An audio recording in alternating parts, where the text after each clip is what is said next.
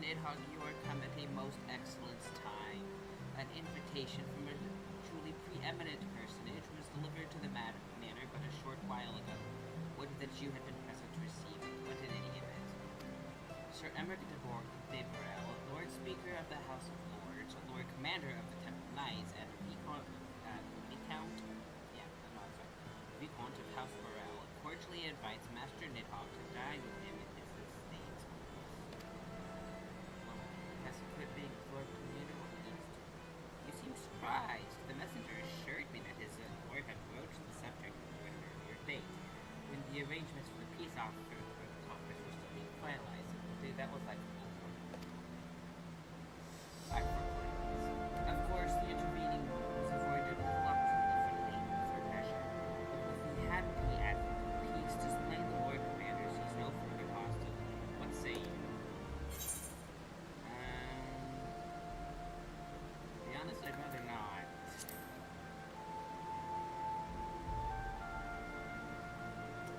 You would rather not?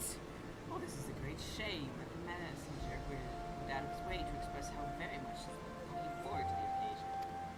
Forgive me, but might I truly use to consider, if only as a courtesy to your friend, Sir Emeric, at the very least, it will be an opportunity to sample the finest Nidhogg cuisine, should you choose to heed my counsel, a man of House Borel waiting for you near the astral.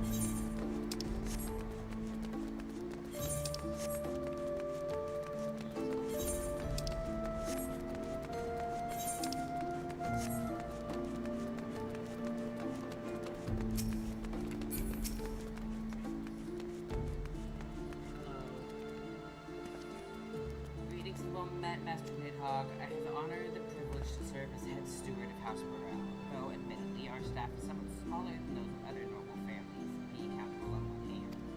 Ahem, my lord will be overjoyed to hear that you have accepted his invitation. As you will soon see, we have spared no expense here. I want to meet his cat. Can I meet his cat?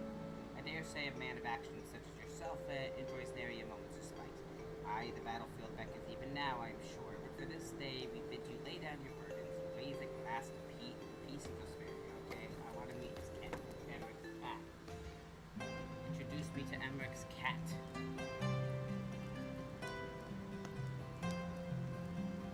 Emeric, I want to meet your cat. Oh, it's still. That is not. Scale down.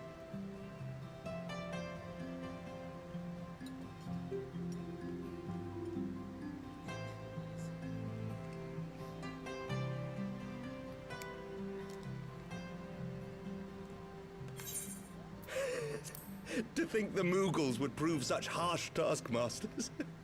Forgive me. I did not know you had suffered so in your quest for the horn.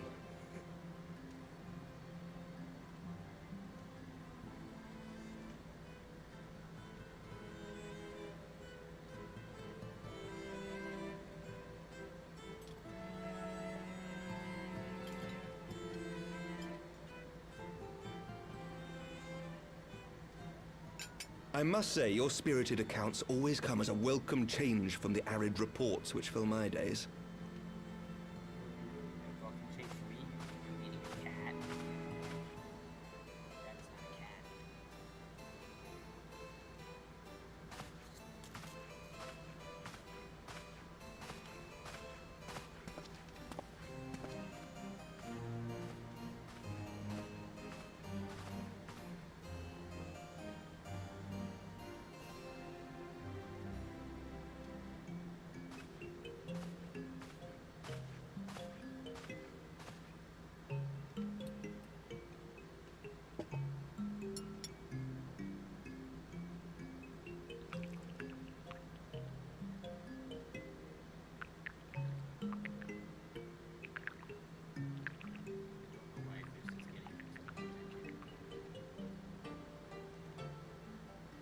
Though I have lived in these lands my entire life, to hear you speak of them, there is much and more I have yet to see.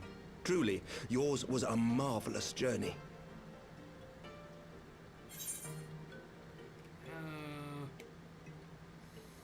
Perhaps a bit long, you know what? Why not join me on the next? That'd be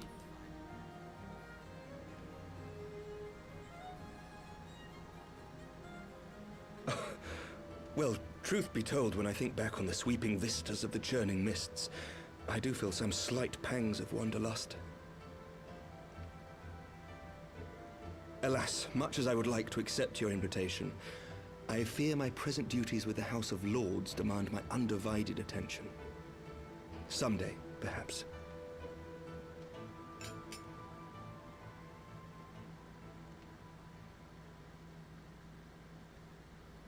By your deeds, you have helped us to lay the foundation for lasting reform. The formation of the Republic is but the beginning, for it is not only our system of governance which must needs change. We, the people, must learn to let go of our hatreds and rise above our bloody past. I only pray that I live long enough to see us achieve some measure of success, that I might know the lost did not die in vain. I can still see you there on the steps of faith, striding fearlessly towards the worm. If you could do that, who are we to balk at the challenges ahead?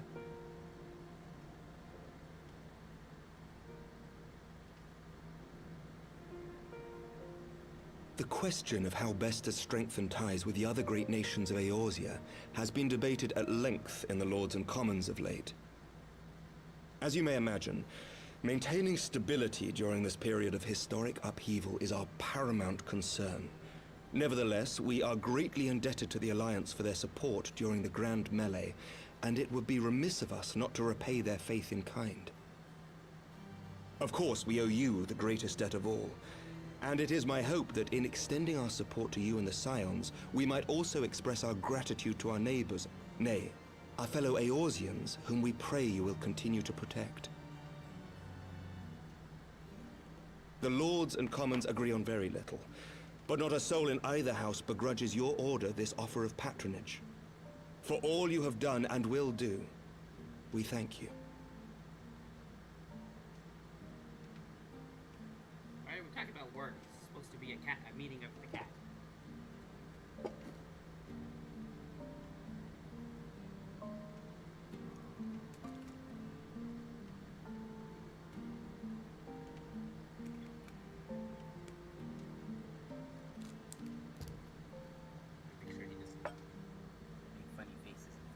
May I ask a personal question? Now that the dust has settled, what will you do? Not as a scion, I mean, but what do you want for yourself? I want to meet the cat.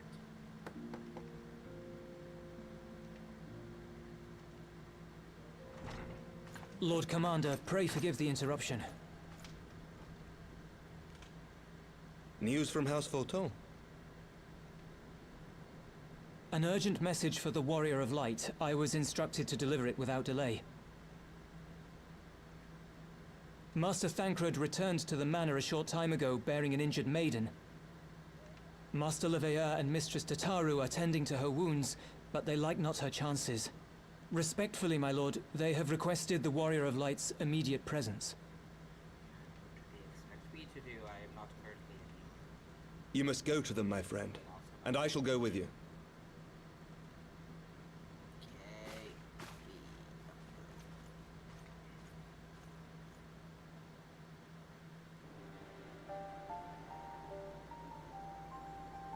For every ending marks a new beginning. Who is this?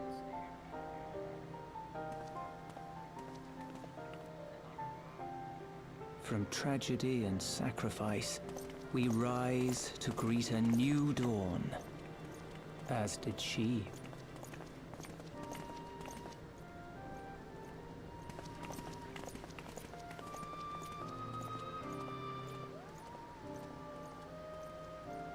Only to be drawn unto another battlefield, another cause, as if by fate.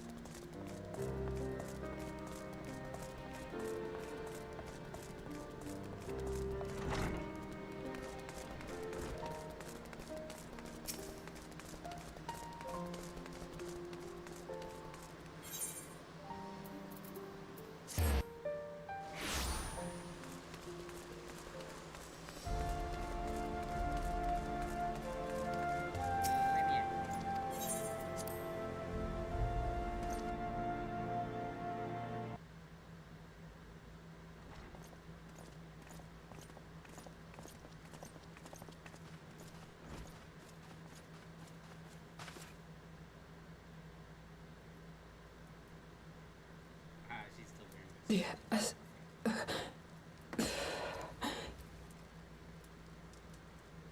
Is that... Alize, Alphinaud's twin sister. She ran afoul of the Warriors of Darkness. I had been tracking them since the ceremony at Falcon's Nest. Little did I know I was not the only one. Evidently, she had learned of their activities and attempted to shadow them on her own. Poorly. I rescued her in the Twelveswood, and together we fled north. But though I made every effort to cover our tracks, they caught up with us on the Ishgardian border. And in the ensuing struggle, Alize took an arrow to the shoulder. It was only after we had made good our escape that I realized it was poisoned.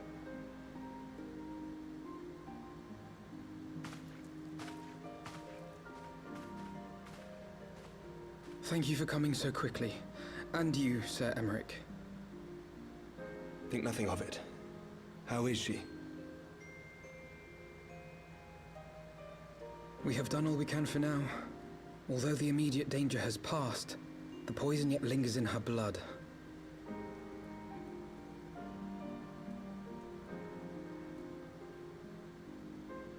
We came to Eorzea together, hoping to bring salvation to the realm our grandfather gave his life to protect. But when confronted with the bitter realities of its politics and its petty powermongers, she was driven to anger and to doubt.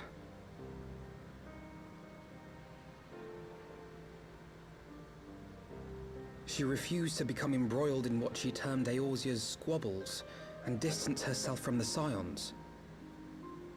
Though she remained hopeful of a brighter future, she would walk her own path. Would that it had not been so perilous.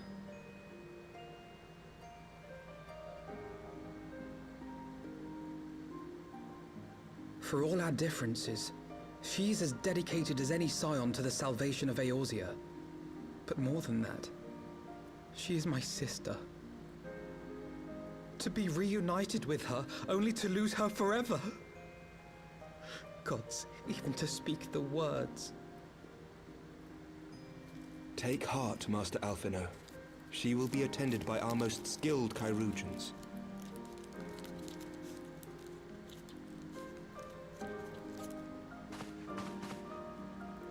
Bear Mistress Leveilleur to the infirmary at once. Apprise Captain Whitecape of the situation, and inform him that she is to be treated as my personal charge.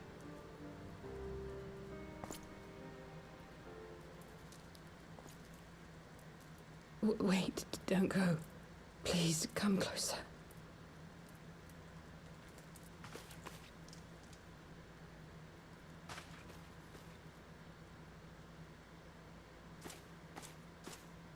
What's up, girl?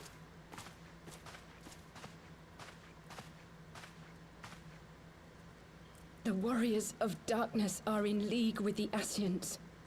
Slaughtering the Primals is but the first step in their plan.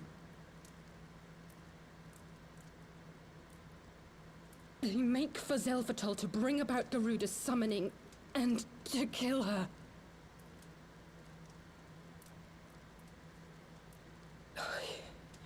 You must stop them.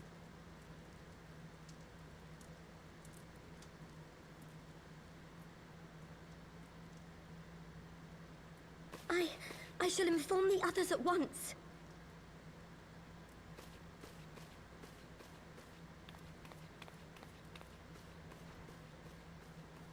Master Thancred, I would ask that you accompany Mistress Leveilleur to the infirmary. Your knowledge of her injuries may well prove useful in determining her treatment. Of course.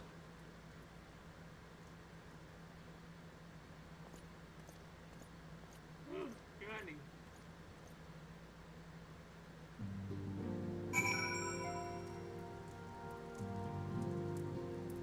Where am I? Oh, Alize is gone. Oh no, we're going to have to add her to the funeral pile.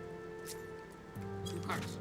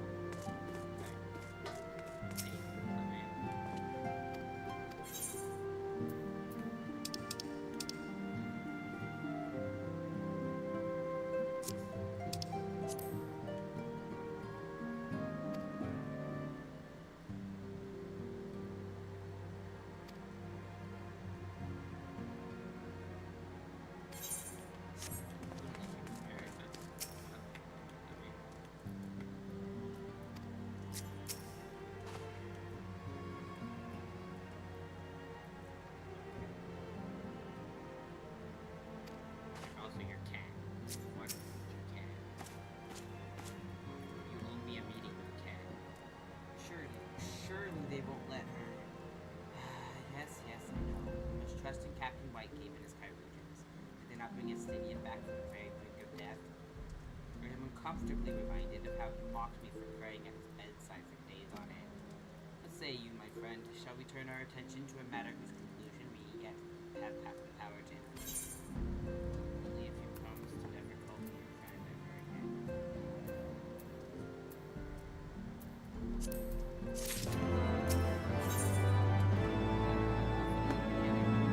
There is no quest to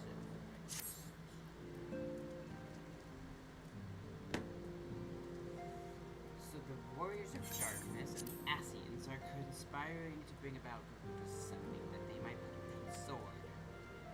Then, when they first encountered them in Lothas Nav, when they were confronting Ravana, gods, this has been their aim all along. What do you intend to do, Master Alphino? There is much more I do not understand, but I know this. A primal summoning cannot be ignored. Alize risked her life to help to accomplish the plot, and we squander her gift at our peril. Nidhogg, will you accompany to Zelphatol and help me stop the Ixal's ritual? Yeah, I guess I have to. Given that Ishgard shares a border with the Ixali homeland, we have a vested interest in the outcome of this ritual. We have been willing to suffer the Beastman's intrusions into Kirkland lands to a point, but the summoning of a primal is an escalation we cannot abide. You shall have our fastest airship at Master Alphino. The mountains of Zelphatol are not easily traversed, and this endeavor demands all haste. The gesture is most appreciated, Sir Emmerich, but I fear an aerial approach is destined to fail. This is their homeland, after all, and Ixali dirigibles are not to be underestimated. No, experience tells me the only conceivable approach is by land. I believe it would be wiser to cross into Zelphatol by way of the mountain pass east of Camp Dragonhead. In that case, I shall send instructions for a contingent of the camp's knights to be placed at your disposal. They will secure your safe passage through the mountains and escort you thence to Zelphatol. Though my men are unqualified to confront a primal, they are more than capable of contending with the Ixal. We should be glad of their assistance, Lord Emont. Bow. In the event Mistress Alize regains consciousness, we will share with you any additional information she may provide. May the Fury watch over and keep you safe. Okay. Then let's be off. We can procure any additional supplies we require at Camp Dragonhead.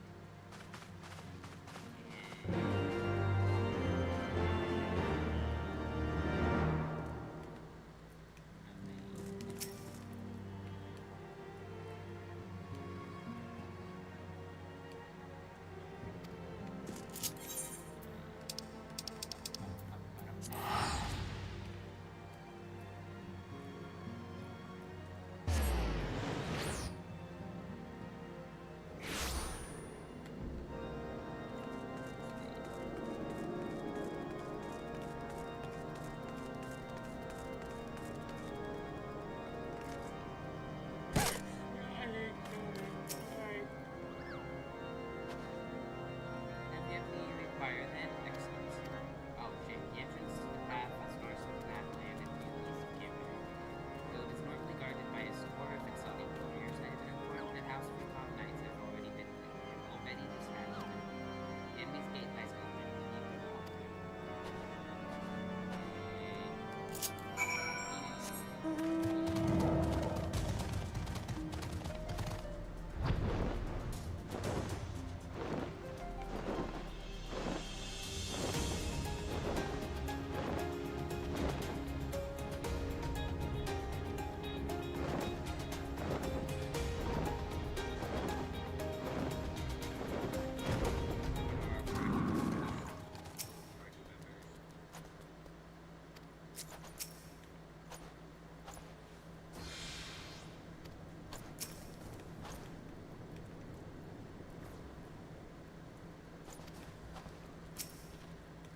I said just yesterday that I doing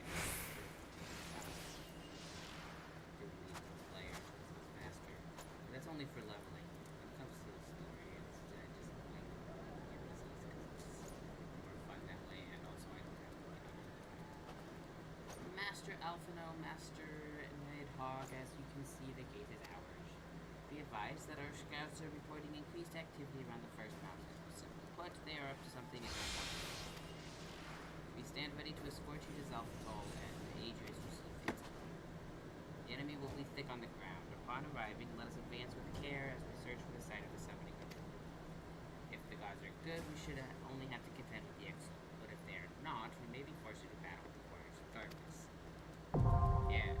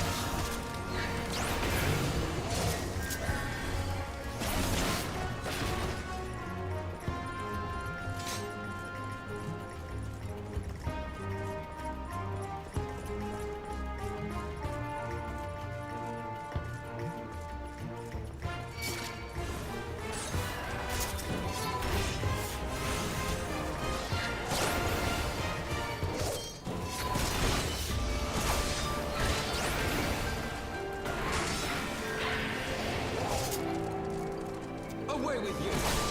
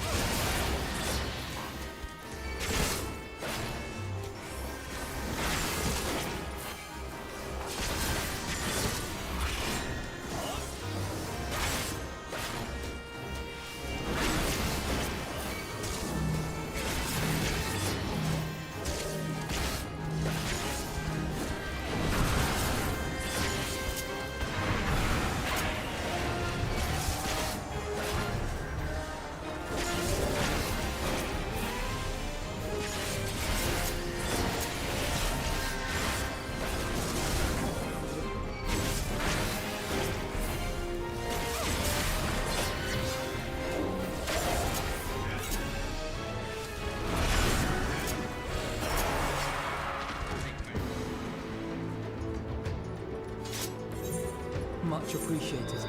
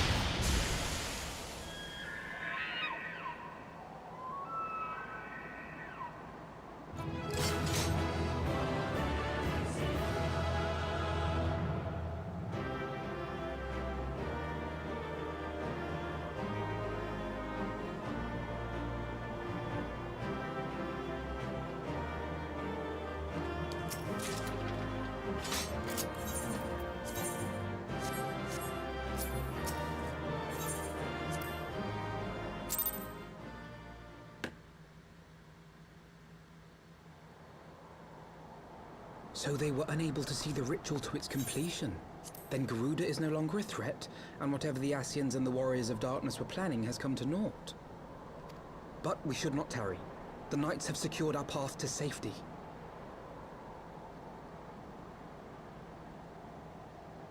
Well, well. What do we have here? You'd better not have killed the Primal without us.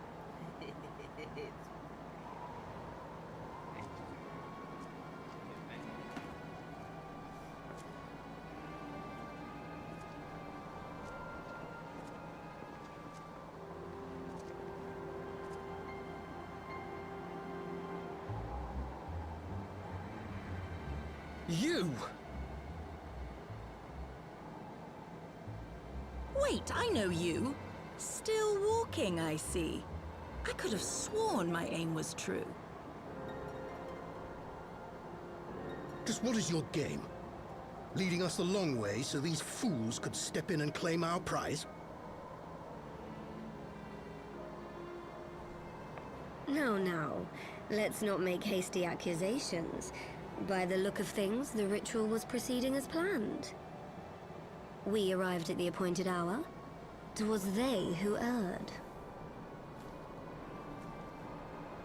It is hopeless. We cannot face them all. Do mine ears deceive? A boy! So that's the way of it. Twins! You had me worried for a moment there. Know that I will happily make it quicker for you, if you just stand still.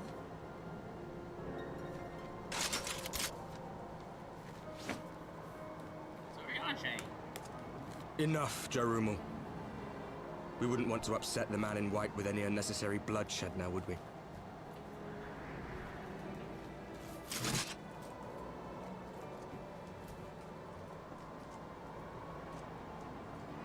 You've been awfully busy since we were kind enough to spare your lives.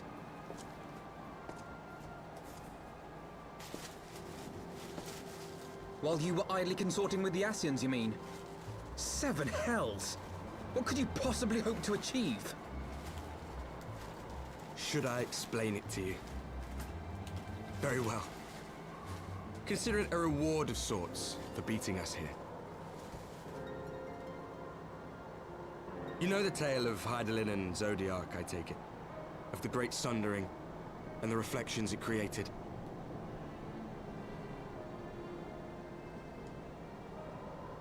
Across 10 and 3 they were divided. Reflections of the source, each possessed of shards of light and dark. Just so. One of those reflections, the one nearest to the source, is our home. And we were the heroes blessed with her light.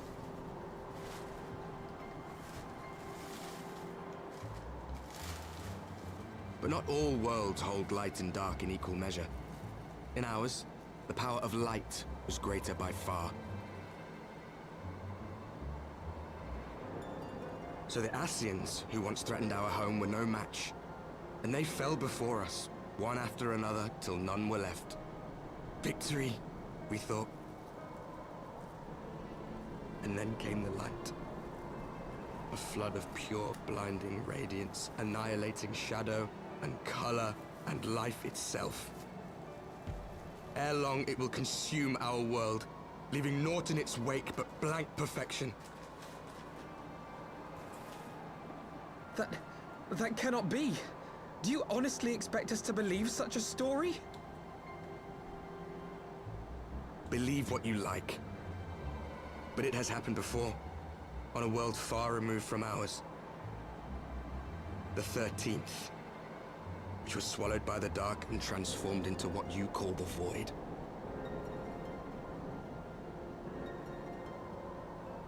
Unchallenged light would condemn us to a similar fate. And so we joined hands with our former enemies, and with their aid came here, to the Source. For there is but one way to restore the balance and save our home. The Ardor. Calamitous destruction with the power to break down the barriers between planes and see our worlds rejoined. You would doom our world to save your own? What would even become of us? Of you? Enough. I tire of talking. You know our cause. You know what is at stake. We are prepared to do whatever it takes. Are you?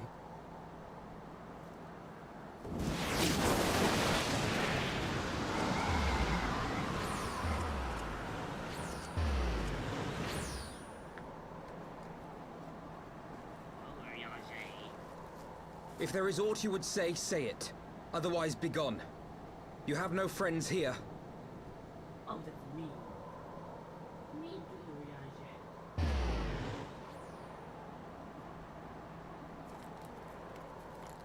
Sorry, I was dealing with stuff.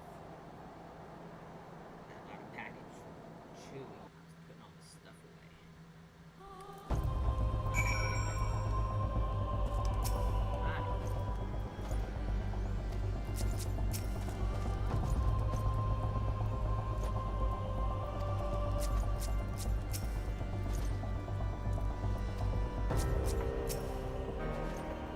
All things considered, we should be grateful to survive that encounter.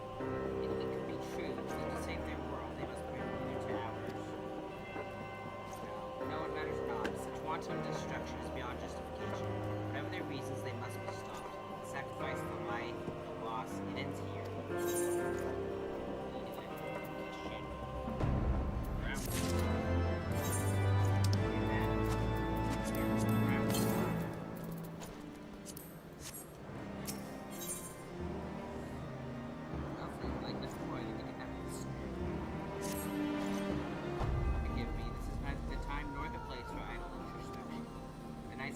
Lord Emil Nurse and assassinate the Lord Commander. More importantly, I should like to see if my sister's condition is. You may take a moment for yourself if you wish. I will be at the congregation. Goodbye.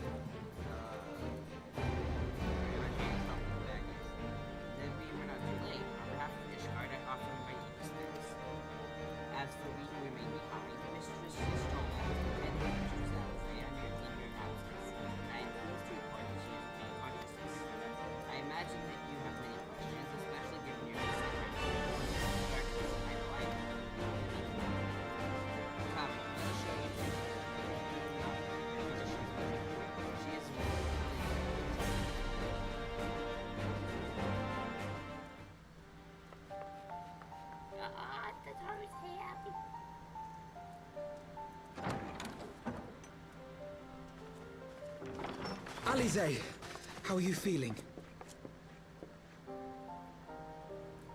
Well enough, brother. Thanks to the kindness of our hosts. They told me you had departed for Zelphatol while I was still abed. I slept much better knowing that. Thank you. I take it your mission was a success.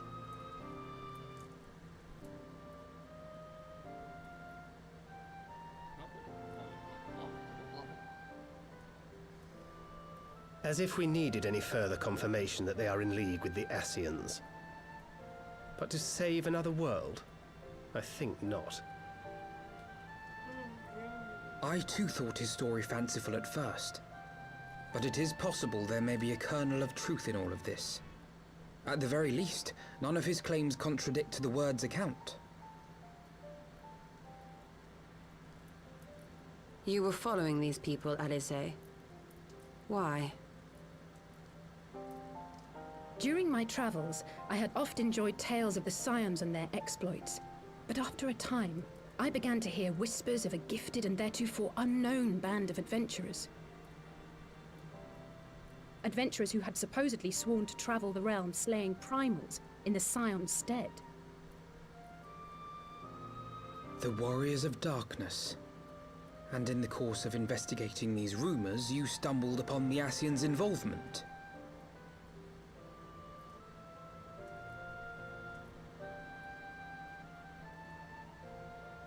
Yes, exactly. Forgive me, but if these Warriors of Darkness mean to bring about another calamity, to what end do they hunt primals? To prompt an escalation. To deepen the beast tribe's feelings of helplessness and despair, and thereby drive them to summon ever more powerful gods. And lest we forget, these events do not occur in isolation. With their patron deities being slain left and right, the news of man's victory over Nidhogg must surely have sown panic in the minds of the beastmen. 'Tis no wonder they wish to defend themselves.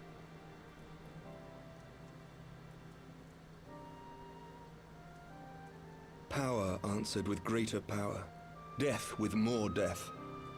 A vicious cycle fueled by fear and hatred. I know it's like all too well.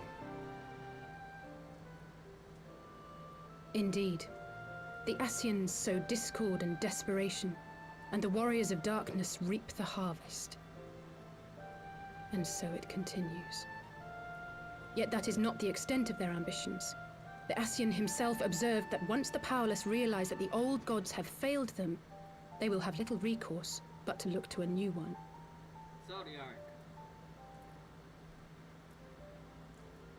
We cannot let that happen.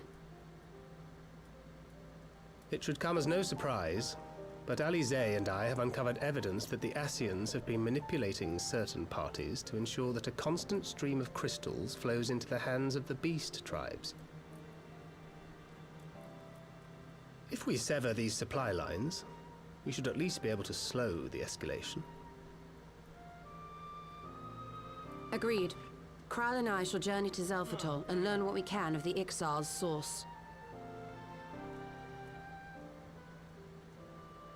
Then I, for my part, pledge to lead a similar investigation into the origin of the Nath supply. Sir Emmerich? As a member of the Eorzean Alliance, Ishgard is honor-bound to play an active role in maintaining the security of the realm. You might also say that I have some personal motivation, given the Ascians' dealings with my father. However, I make no secret of the fact that my knowledge of primal beings is scant at best. As such, I should be most grateful if one of your order were to assist me. Allow me, Sir Emmerich. I have dealt with the Nath before. They're cool. They're bug guys. Their god is cool too. I like him. He's like a Xeno. Let us consult with Orianja then. Given his dedication to the study of primal beings, I should be surprised if he could not tell us something of value. Allow me to accompany you, brother. And before you think to refuse, know that I am not the girl I once was. I shall not be a burden. You have my word. But Alice, you...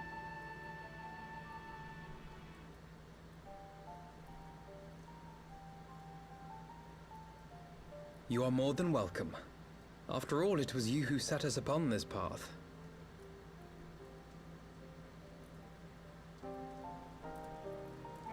Wait a minute. I'm afraid I can't allow you to leave just yet.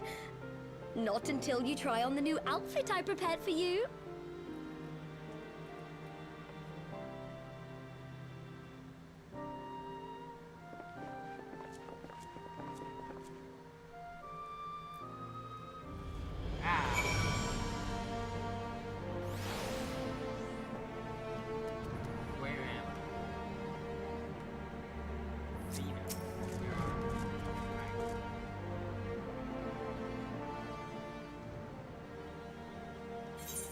Would I be right in assuming that you have not spoken with my sister since one of the memorial services, was it? By the 12, it seems a lifetime ago. I should like to think we have both grown since then. My apologies for keeping you waiting. I'm no longer dressed in a stupid outfit. The legs are going to get cold.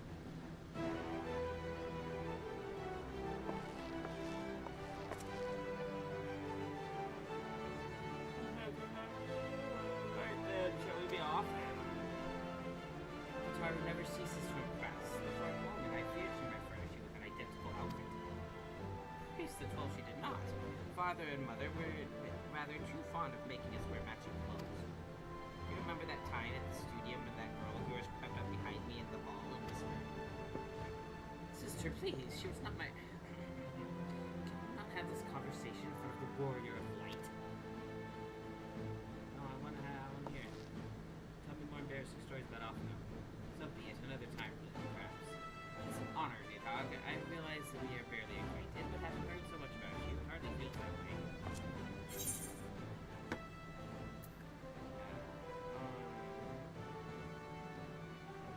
And being asked about the carriage. Ah yes, the carriage that so fortuitously arrived to spirit us away from Ultron after the banquet. The driver informed me that I had my sister to thank for his presence in Ultron. How did you know this I felt? Oh, drunken rascals are even less discreet than sober ones. Unfortunately, by the time I learned of the plot, it was too late to do anything more. Frankly, I'm still amazed we hadn't managed to find you. Your garments aside, I must say that you seem different, more resolute than the past few days. You have the look of a woman who is ready to fight for the future of the Yorkshire. To the extent of my abilities, perhaps, but I have no real delusions of grandeur, nor will I pretend to have found myself or any such thing. I'm here today because I would regret it if I were to that as well.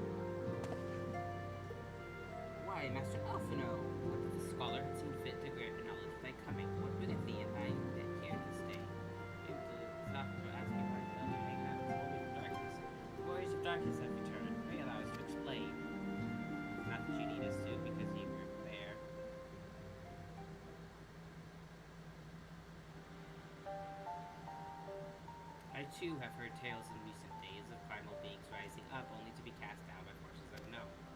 Alas, as thou didst observe, this serveth but to spur the beast tribes to pursue their goals with double fury. We have two objectives at this time: to identify and remove the source of the beast tribe's crystals, and to take direct action to prevent any further summon rituals from reaching completion. The second is easier said than the first, of course. While we were fortunate enough to learn of the Ixal's plans before they came to fruition, I should be surprised if the Warriors of Darkness and the Asians did not have similar designs elsewhere of which we have no knowledge.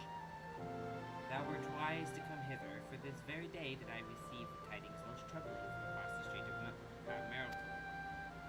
Ogomoro stirreth, and there are whispers that the Lord of Crags neareth his return.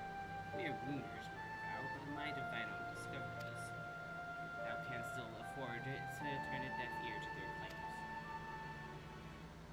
Aye, we must ascertain the truth of the matter for ourselves. Let us consult with the Maelstrom forces stationed outside it, stationed at Camp Overlook, Nidhogg. Okay. Thank you for your counsel, Ariage. Pray inform us should you learn aught else. I shall.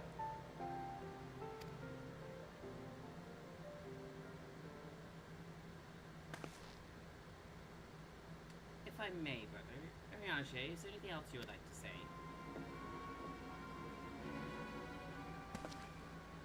Alize?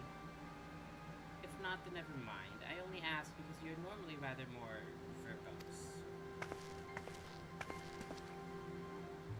Nothing to add? Very well. Ere we depart, I wish to make a request. The Warriors of Darkness spoke of how the Ardor had the power to break down the barriers between planes, that our worlds might be rejoined. I would ask that you research this for us. Being nowhere near as well as you, I'm sure I wouldn't know where to begin.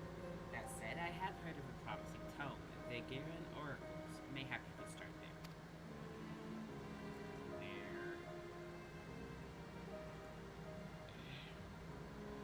By thy leave.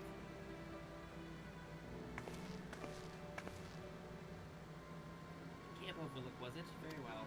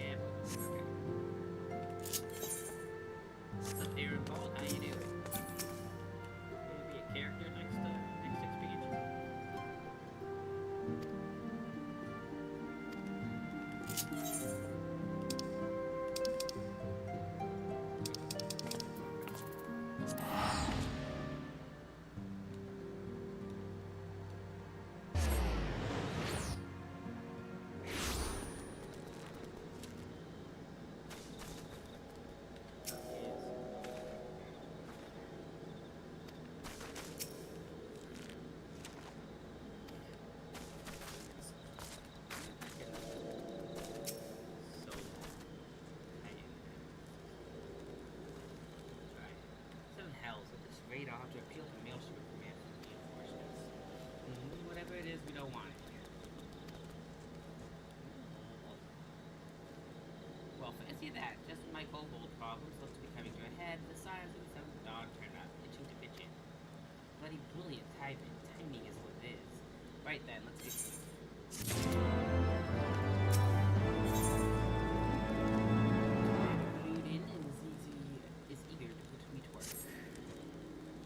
Our friendly neighbors in Ugomoro have got much more aggressive of late, as you just said. Matter of fact, our scouts spotted one sniffing about the storage just now, likely looking to make up off with an armful of crystals. I'll be damned if I'm about to let that happen. Lend a hand and help us search the camp for the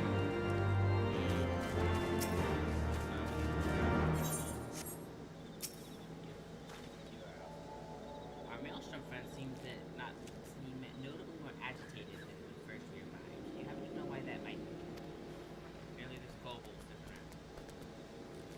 Kobold in the camp, you say? That would appear to corroborate Darianche's information, yes, but to be so reckless as to infiltrate a Maelstrom camp and draw attention to their efforts is passing strange. Well, there will be time to think upon this later. For the present, we do have a We must do everything in our power to prevent that summon, and that means finding and questioning this cold. Goodbye.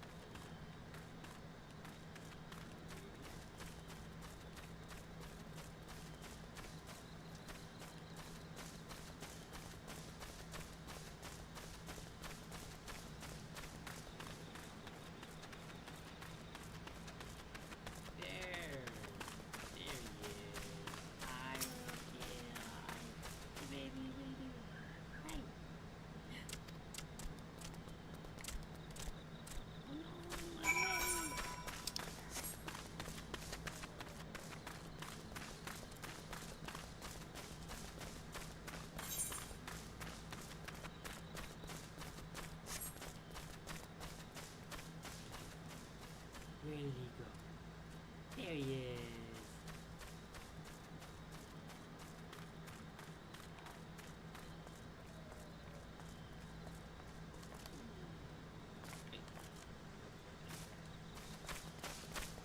Stop. Stay back, away, far back. I'm not a. God's no use. Pointless hope is no use.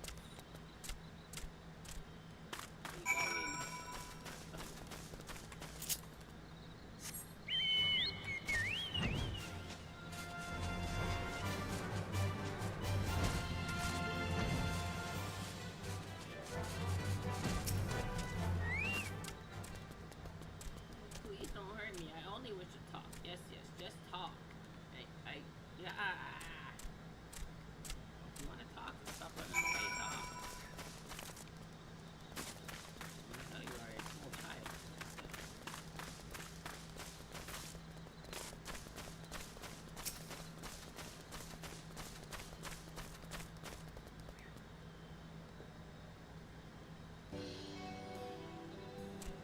This was a stupid plan. Stupid. But if I tell no one, then everyone will. Alright, I'll stop running away. What do you want? Ah, you found me again. Do what you do. I come in peace, only to talk, speak, say, talk. Please do not hurt me. Planning on it. So this is our widely called gold infiltrators. It's no wonder the soldiers were on edge. You could very well give that a boost. Huzzah, we've got a fine work, Scions. So, little one, but you can sneak to my camp, did you? Thought you steal my crystals, were you? No, I came to talk, ask for help. When your soldiers saw me, they knew that I shouted, and Now, let's all take a deep breath and discuss this like civilized individuals. What's your name, child? Picnic Abu, the 620th Order. That means I will be a picnic one day. Well met, Abu. I am Alpha, and this is my sister Jose. Nidhogg, the man who found you, is our friend, and now that you know our names, we'll be friends too. Now, Commander Bluden here thinks you wanted to take his crystals. Thinks you wanted to take his crystals, Gabu. She said you came to ask for help. Why to us and not to your own people? What happened, Gabu? Can you tell us? Hey,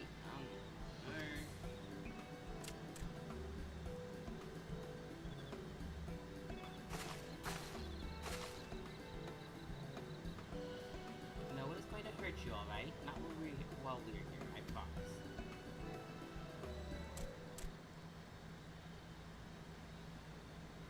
The Patriarch, he's...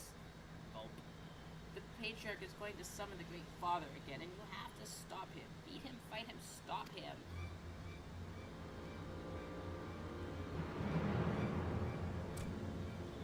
Gabu's parents said they didn't want it, along with many others, but the Patriarch wouldn't listen. He was so angry, raging, fuming, angry. He said that if they didn't have iron in their hearts, they would serve as coke for the furnace, and that the guards took me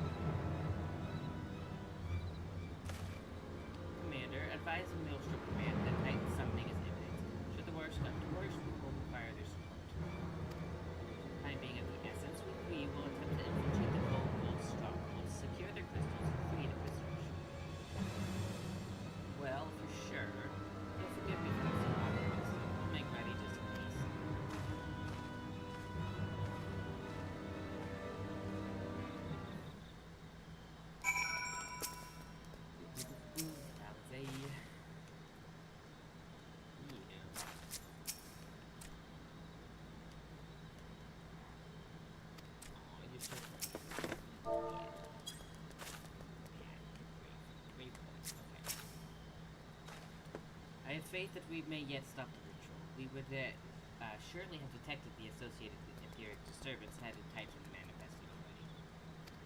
But I cannot speak for the prisoners, 12 have mercy, that they would even contemplate sacrificing their own flesh and blood, brothers and sisters, mothers and fathers.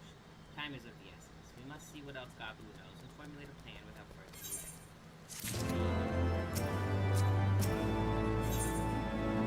Thinking nervously, what Gabu struggles to reach your ease.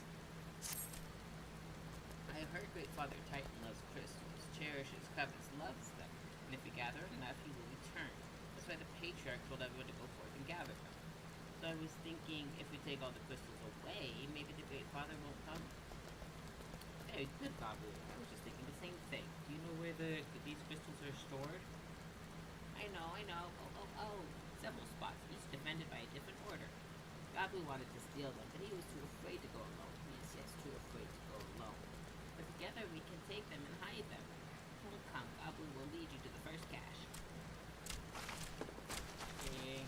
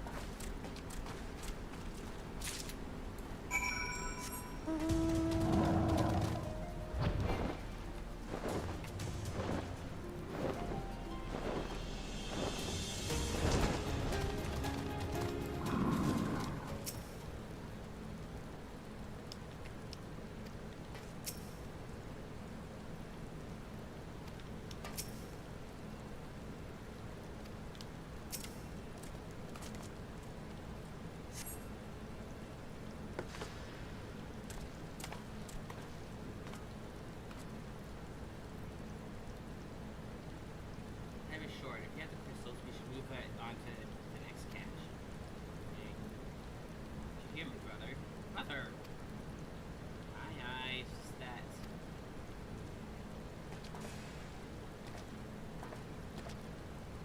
I'm quite certain that crate was for Ishgard's seals. Someone took great pains to remove all traces, but enough remains to make out the pattern. See for yourself. Our struggles with magic puzzles traveling to Purpose to obtain crystals, much less bother to conceal their I suspect these crystals were smuggled into Vilbert by another party, most likely upon the Asians, as they were speculated. I don't understand, but the Asians, do they worship Great Father Titan too? They sure don't. Ah, never you mind about that. As Alizé said, we do not have a lot of time. Can you lead us to the next cache, Gabu? Yes, of course, Gabu knows the way. The next one is the last, and it's very large, very big, very huge, very large.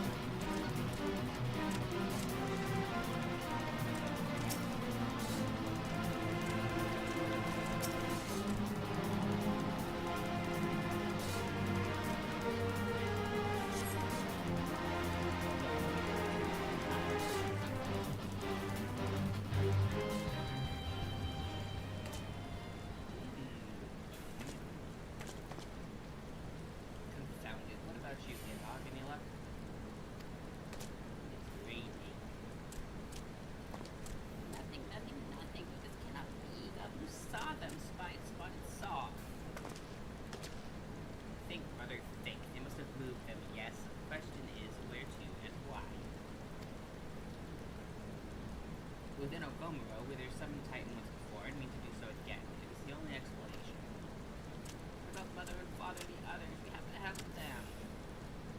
will, Gabu, we will. Stay calm, people are kind.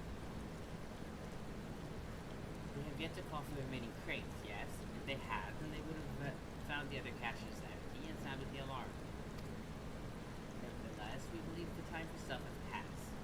Or I believe the time for stealth has passed. We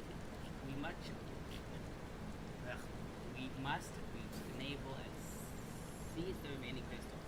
There's no other way to prevent Titan summoning. But first, give me your crystals that I might deliver them into Commander Bloom's custody.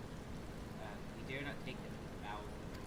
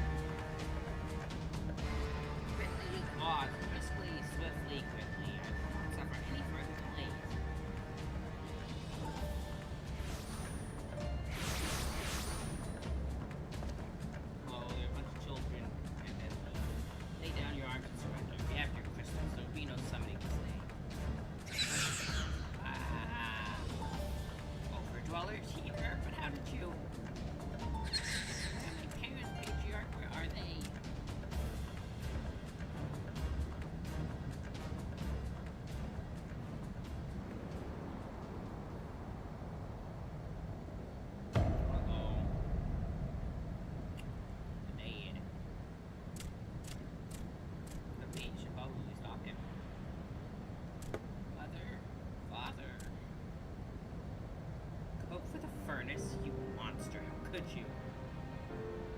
But you should go get him. We are but servants of the Lord of Cracks. We are his, that he may drink of our blood, partake of our flesh, that he might draw upon the strength of his children and to defend them from the tyranny of the overdwellers. No, Alize, not yet.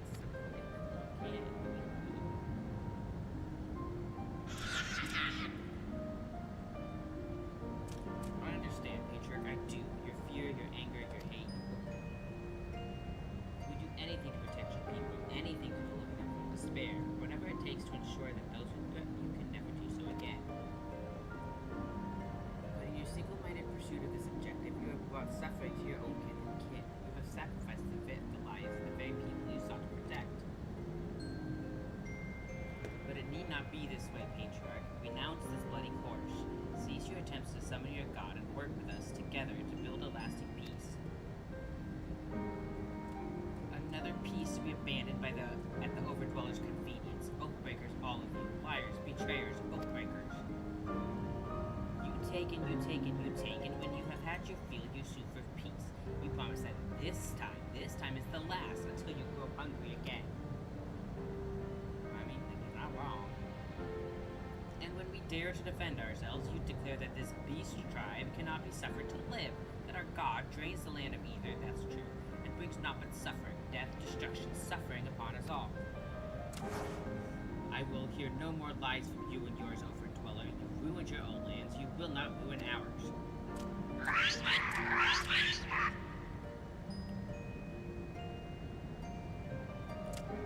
I'd come for you, and I did. I'm here. I'm here. I'm here. You can grab the baby. Say something, please.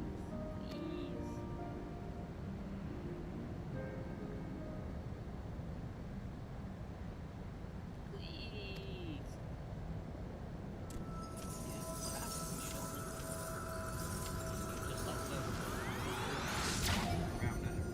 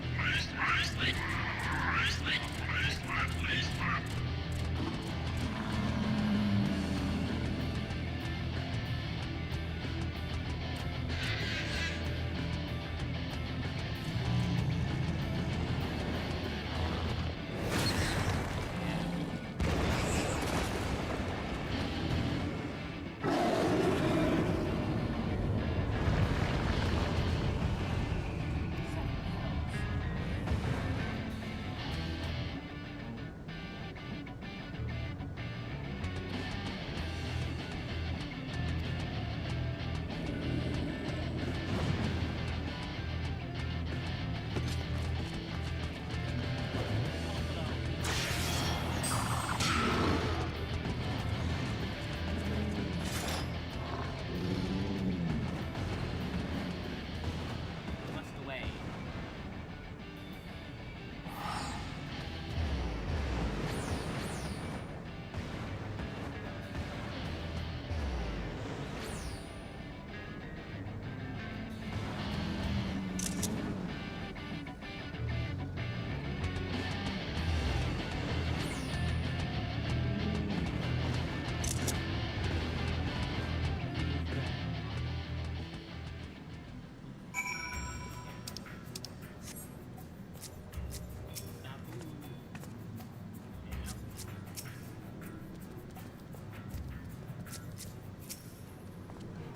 By the 12, how could I be so foolish? I should have known better than to look at unbounded company as his given and combined.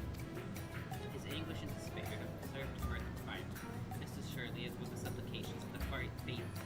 Worse, being born of such tumult, such devotion, this incarnation of Titan feels incapable of constant violence. If we have one cause for optimism, it is that while many crystals will present, they exist for the fraction of quantity intended for the subject. Meaning that Titan must be far weaker than be that as it may, he is yet primal, and the longer we leave the land of Ether, the stronger he will. And should Titan be committed to leave it, no more lives will be lost. The maelstrom will rattle their troops, and the cycle will continue. Nidhogg, you know what must be done. We face the war of fire. You know, I kind of wish they would make thank you. Alza and I present the gospel. When you finish with the fire, we'll start the camp. Will you protect the camp?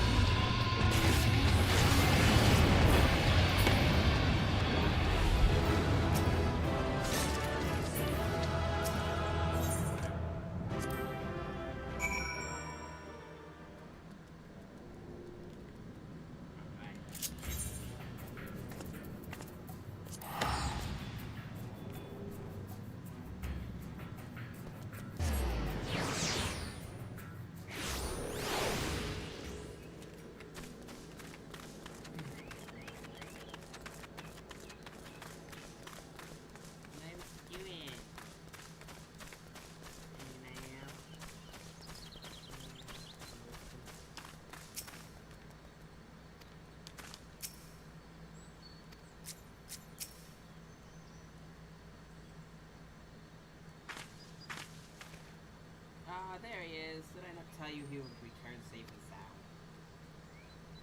The deed is done then, Titan is no more. There for now. Good, there's been enough tragedy this day. It's been like that since he was gained consciousness. We believe he can hear us, but he has made no attempt to respond.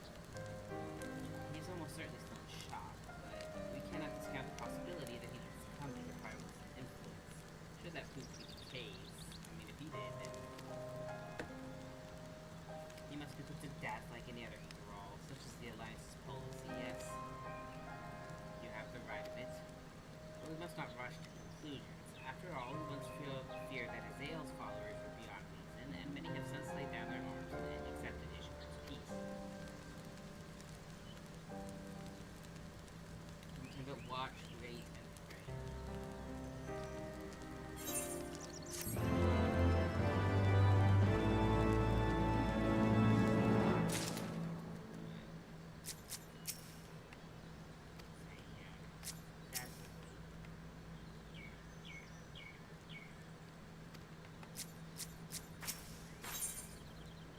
Rather not worry about what may or may not come to pass.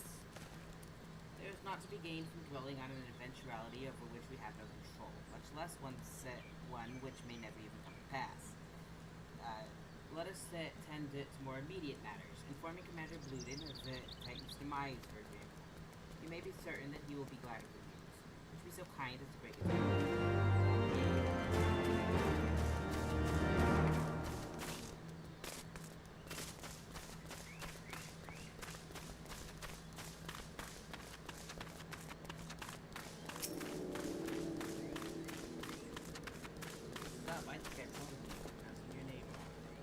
Ah, you're a sight for sore eyes. When the others came back without you, I feared the worst, but they said you had matters well in hand. Sure did. I soloed that bitch. All settled then, is it? I'm glad to hear it. Not half as glad as my mental team. Believe you me. Regardless of whether or not he was summoned properly, a primal's a primal, and there ain't a soul in the maelstrom that hasn't lost a friend with you. Don't get me wrong. Don't get me wrong. We were all prepared to do our part, but we weren't so naive as to think we'd live to tell the tale. Thankfully, of course, it did come to that, which, my friend, sounds to me like cause for celebration. Now, I know you have a lot of places to be. I know you lot have places to be, but why not stay the night? We'd be honored to raise the glass to the return of Titan's Bane.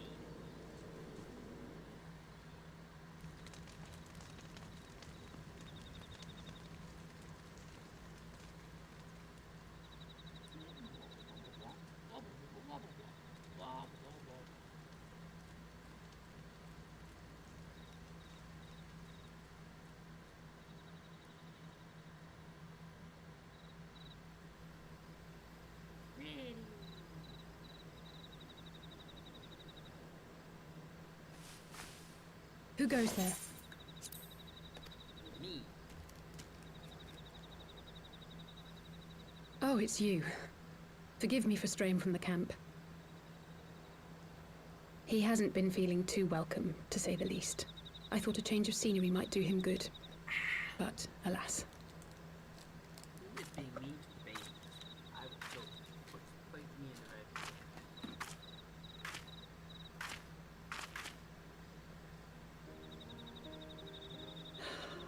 It's so quiet out here. The stars spread out before us, beckoning across time and space. Dawn may banish even the darkest night. How bitterly beautiful, those words. I should be stronger for all my experiences, yet my heart aches more than ever.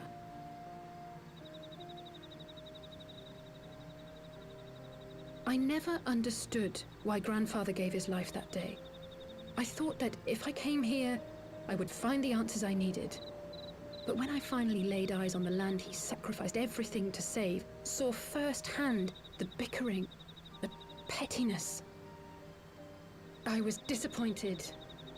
I was angry. I could not fathom how these people were more deserving of his love than his family, than me. Nevertheless, I had to believe he had good reason. I was determined to uncover the whole truth of the calamity and, perhaps in so doing, find my own purpose in this sea of chaos. My travels have been enlightening, but I cannot say that I have enjoyed them. I have lost count of the many petty crises that I was helpless to resolve and of the people whose actions I could not understand. There were others, of course. Good people. People with whom I felt a kinship, whose lives I could not save. I found myself asking what it was all for. Why try if I was doomed to fail in the end? But then I recalled grandfather's words to my father, years ago, before he left Sharlayan behind forever. To ignore the plight of those one might conceivably save is not wisdom, it is indolence. We must all protect that which we hold most dear in the manner of our own choosing. We have to try, do we not? Of course, it's one thing to try and another to do. There were times while I was tracking the warriors of darkness when I faltered, when I was afraid. But then I thought of my brother, of Urianger.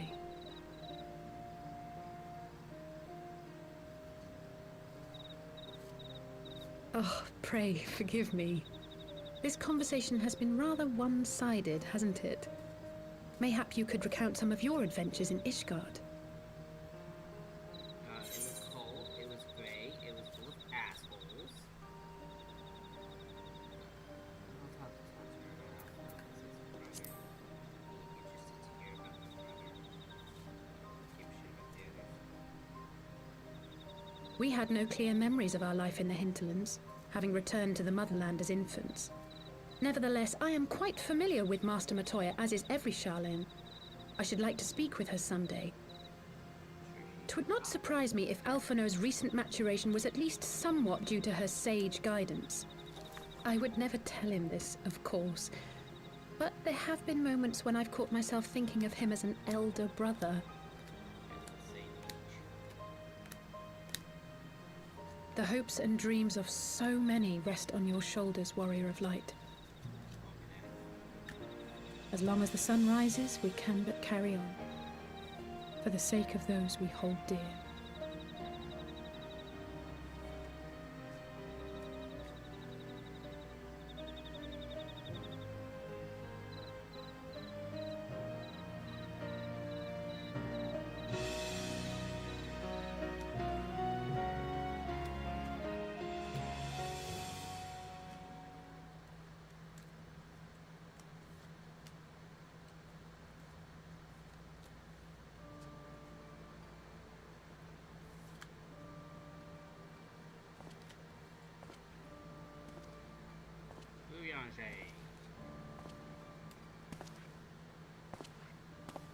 To what end dost thou cling to the tainted gifts of the Mother? Every tool has its purpose. Even this.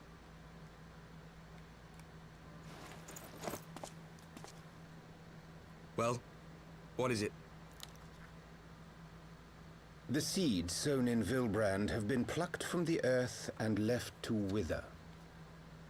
Alas, Titan's demise sufficed not to drive the kobolds to deepest desperation.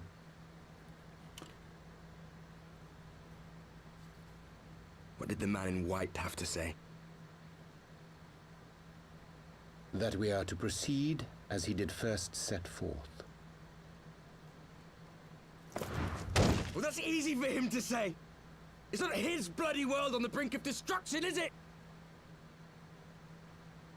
Be thou well reminded that with an end to Ishgard's unrest, naught now remaineth to preoccupy the Scion's thoughts. And thus may they devote their every energy to thwarting thee and thine. I foresee only greater difficulties ahead. Foresee? Are you sure you don't welcome them?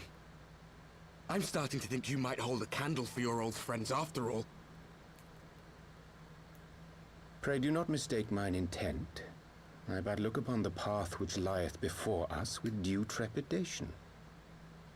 Shouldst thou be of like mind, pray consider then another course. For the power to invoke the ardor belongeth not unto the Ascians alone. With thine own hand strike down thine enemy, the so-called hero who would see thy home lost to light. Do but this, and thou wouldst at a single stroke disrupt the all-too delicate balance of this realm, plunging her straightways into chaos.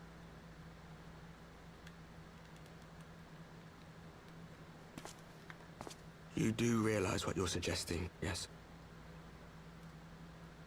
To ignore the plight of those one might conceivably save is not wisdom, it is indolence. The words of my teacher, and a creed I hold close to my heart.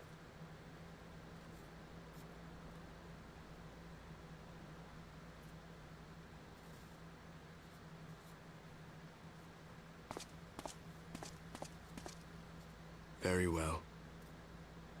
Draw her out. We'll make it quick. It shall be done.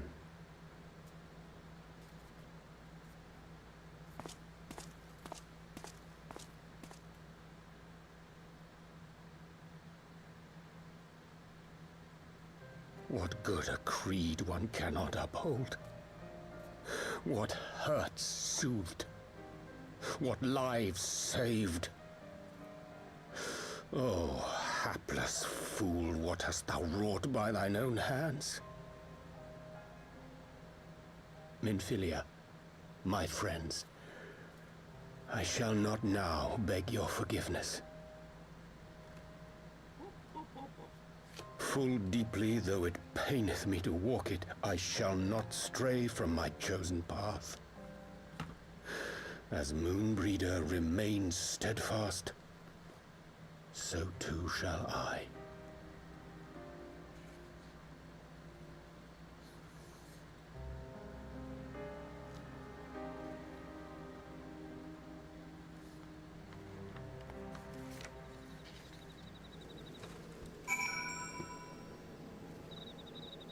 Tell me. Where am I? What ho, Nidhogg? I trust you had a good night's rest. It was but at this moment, speaking with the Critical of the Illustrator, they had some interesting news to share. Apparently, during the course of their respective investigations, both came across crates which had once borne fish guardian seals. It would seem that someone in the capital has been very busy indeed. Accordingly, the Temple Knights have launched a full-scale investigation. Sir Emmerich believes that it's only a matter of time before the culprits are found, but we shall have to wait and see. In the meantime, it seems only prudent to look into the recent activities of the other tribes, in case they too are flush with the guardian crystals. And with that in mind, I suggest we pay Brianche another. Wait, where's Alice? She was here a moment ago with Goblin.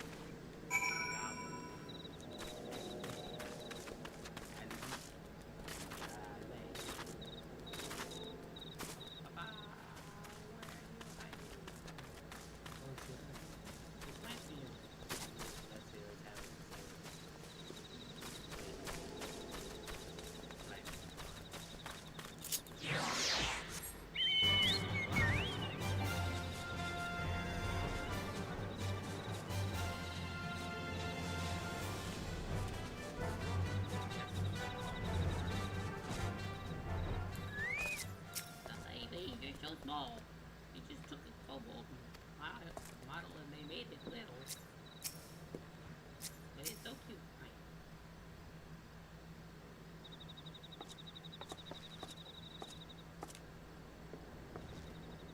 Ah, let me guess. It's time to leave, isn't it? Sure is. My apologies for disappearing again. If it's any consolation, I've already packed my things. How is he?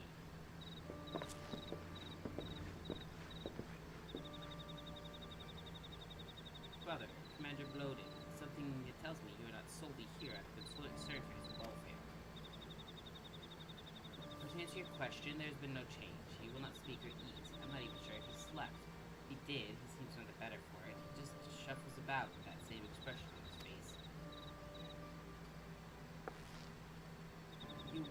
after him, won't you, Commander? And treat him with every kindness? He's still in there, I know it. Beneath the anguish and the despair, he's still fighting with all his heart. He deserves to be given that chance, until he comes back to us, until we know for certain what has become of him. Aye, you needn't worry. He hadn't risked his neck to warn us and help us secure the better part of the crystals, but this could have turned out a damn sight worse than it did. We'll not soon forget that, nor will make it have Maelstrom command.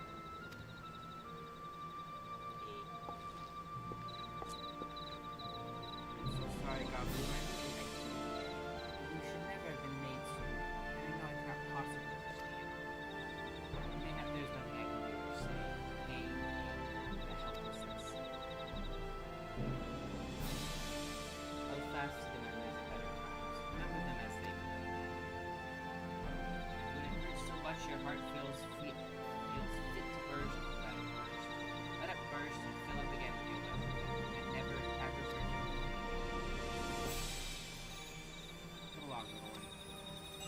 Do the apple juice and the crackers are cheeky neck. I will remember that. And you, Elsie. Thank you.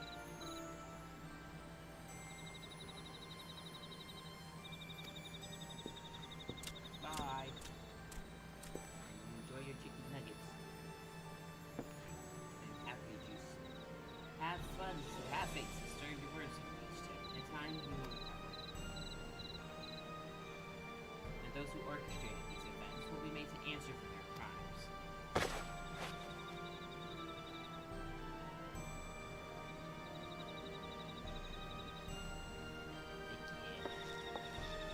1,000 times over, there will be a reckoning.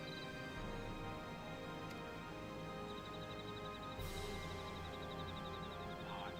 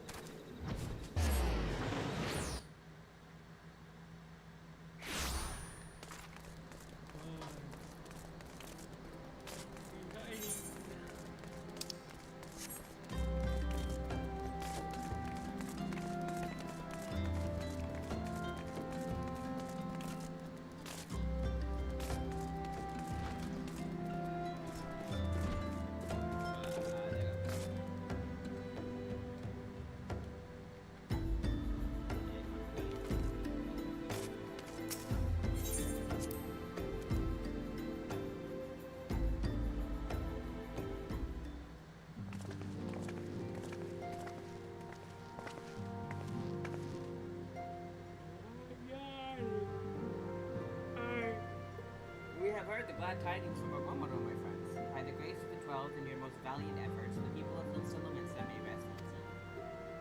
I should like to think so, yes. Though we failed to prevent the Lord of Cracks from manifesting, we did succeed in weakening him, enabling our friends to dispatch him before the warriors of darkness could make matters worse. It was by no means an unmitigated success, but it will have to suffice. Then let us speak of another matter, one which weigheth heavy on my lady's mind. As thou didst request, I sought out the Garrett oracles that we might better understand the aims of the warriors of darkness. Though their copious use of allegory defieth any single interpretation, the oracles paint a most disturbing picture. One of worlds parallel to our own, apart yet linked, reduced to ruin with every humble calamity. 7 times have they succeeded, then of 10 and 3, only 6 worlds remain. Aye, all is as my lady Menphilia spake unto thee.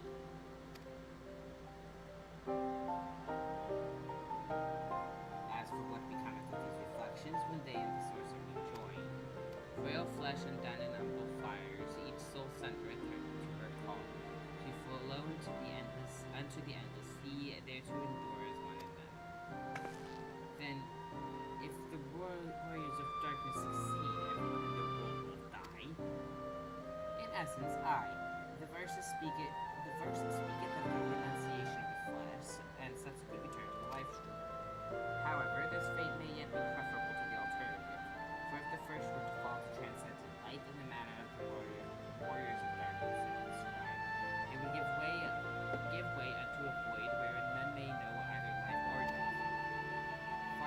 die, they reason. For in death there is life. The essence of a soul which returneth unto the source may be born anew. Saved. Such, at least, is their belief, I suppose. If that is true, then, gods, no one should ever have to make such a choice.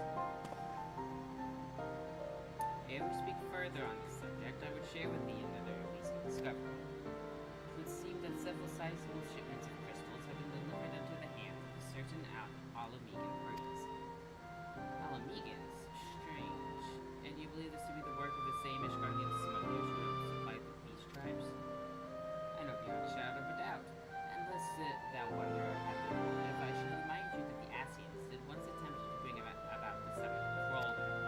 The individuals who took receipt of these shipments are refugees belonging to a group devoted to the cause of Alamegan liberation. It may also interest thee to know that their Ishgardian suppliers appear to be none other than the remnants of ENVTUBER's network of spies. Surely you jest. Do not jest. Don't call me Shirley. And yes, it is not so surprising. Bereft of leadership and hunted by the Alliance, I can well imagine such villains being desperate enough to conspire with the Asians, assuming they even know or care who their new employees are. All of this is irrelevant. Forgive me, we must seek out the resistance group which receives the crystals without delay. Nidhogg, Alizé, will you come with me to Little Alamigo?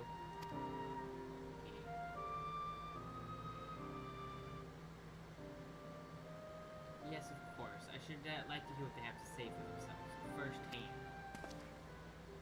May you ever walk in the light of the crystal.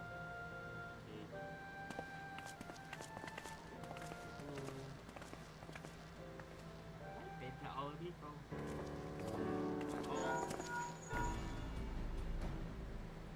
Alphino, Alizé, Nidhogg, are you listening? I have tidings. The Temple Knights raided the smuggler's warehouse less than an hour ago. Our cursory interrogation of the prisoners yielded confirmation that they were in the employ of, while we were sitting down, a man in black robes. Then you have them, and the crystals too? What few remained, aye. Regrettably, it would seem they dispatched one final shipment at the hours before we struck. It was bound for Little Alamigo, we are told, where it will be received by members of the local resistance group. Since Sir Emmerich's men no longer have need of my services, I have a mind to head that way. As do we, by happy coincidence. We learned of the shipments but a few moments ago. And there I was thinking I might finally be one step ahead of the warrior of life and his little helper. Wait a moment, there's more, and I defy you not to be surprised by this revelation. The leader of the Ishgardian smugglers was formerly in the employ of one-eyed Eileen Ryu, the infamous Ivy herself. Yeah, we also knew that. Once again, Thancred, I fear I must inform you that... Thancred, with whom else have you shared this information? About the smugglers? No one. As I think I mentioned, the raid was less than an hour ago. I was planning to contact Ishtola next, but is there someone else you would have me notify first? No, there isn't.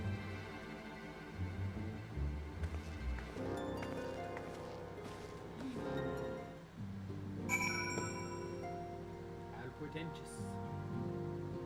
Where am I? Hello, boy. What in the world has gotten into her? This is twice now that we have sought Urianche's aid, and twice she has treated him as if he were a stranger. The Archon was one of Grandfather's most dedicated pupils, and spent as much time at the Lemire estate as we did. He's practically a member of our family. Truth be told, I struggled to recall a day from my childhood when I did not see the three of them laughing together. If this continues, I may have to raise the matter later. Little Alamigo.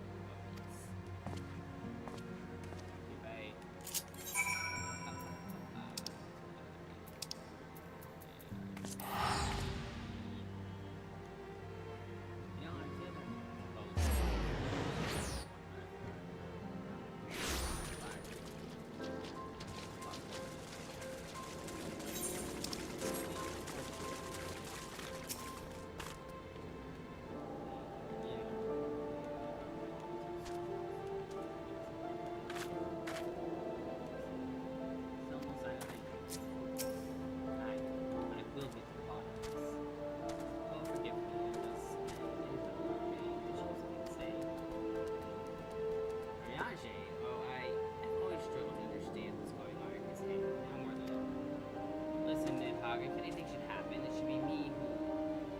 Just know that I am prepared to do what must be done. Right then, to more pressing matters.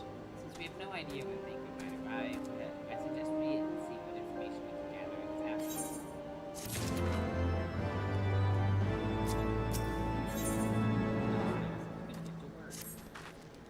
So to review, we are reliably informed that members of the Alamigan resistance operating here have taken receipt of several large shipments of crystals. Our task being to ascertain who and why. Given the size of the shipment, I find it hard to believe that anyone here could be wholly unaware of the resistance movements. The challenge, of course, will be finding individuals who are both able and willing to share such information with outsiders. It would seem sensible to divide our forces. Nidhogg, why don't you question the residents in the eastern half of town? Alize and I will do the same in the west, and afterwards we can rendezvous here to share our findings. Goodbye.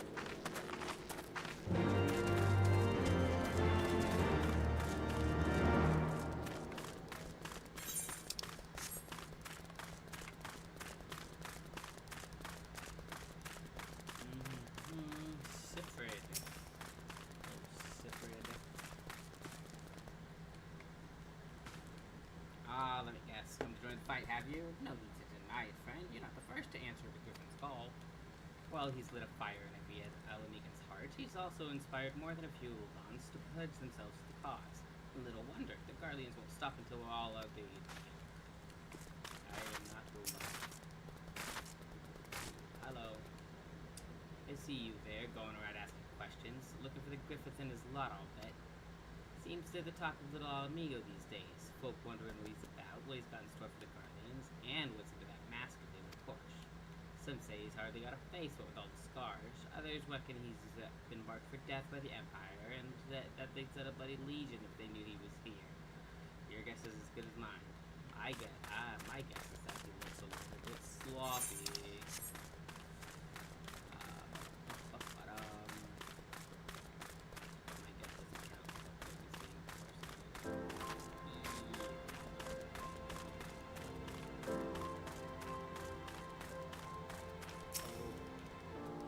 Hey, the resistance. Damn fine. It's not as if I'd be used. If you set store by these tales of secret weapons, good luck to you. But I'm too old for masks at bedtime stories. This is our lot, and it's time we got used to it.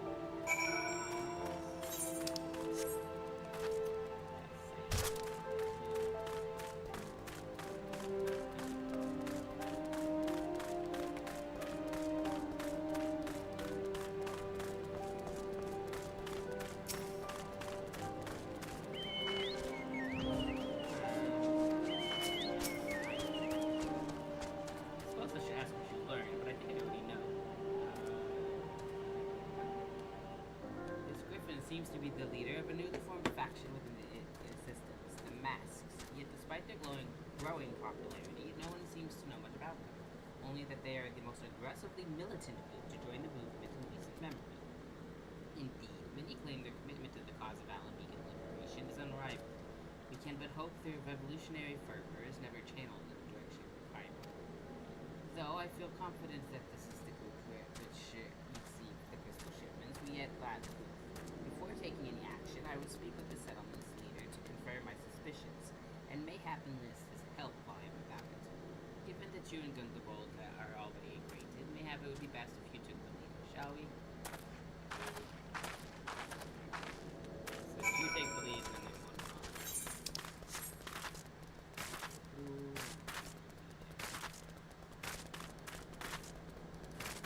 I was taking the lead. They have taken the lead.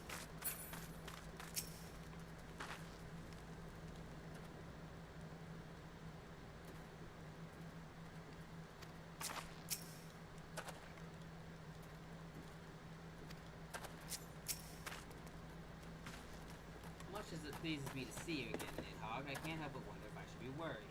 I hear you and yours have been asking questions. The Griffin? I know of him, as do we all. He and his mask have become a leading faction for the Resistance. Though there was suspicion at first, given his secretive ways, he quickly proved himself a charismatic and capable commander. Men are drawn to his passion and his vision. They truly believe that he has what it takes to lead them to victory. Even I cannot help but admire the man for what he has accomplished. but I've not forgotten real quick. I was blind to the danger of his ambitions, and you were not. The Griffin will soon deliver a speech to our people at the sunken temple of Karn. Go and see him with your own eyes. Weigh his word with your own heart. How convenient. It is but a pity Thancred is not here to join us. You two go on ahead. I shall stay behind and wait there.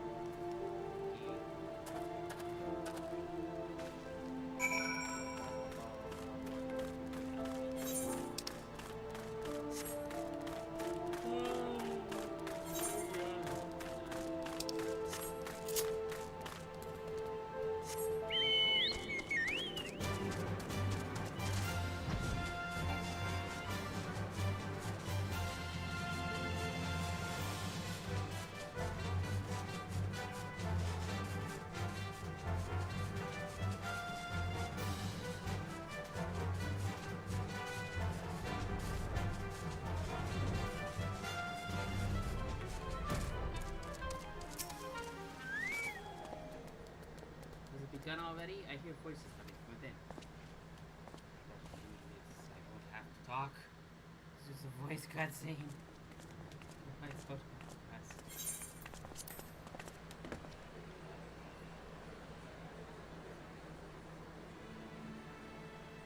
It's sloppy. Brothers and sisters, 20 years ago, Alamigo, our home, was claimed by the Garlean Empire. In our haste to overthrow the King of Ruin, we turned a blind eye to our foes in the north.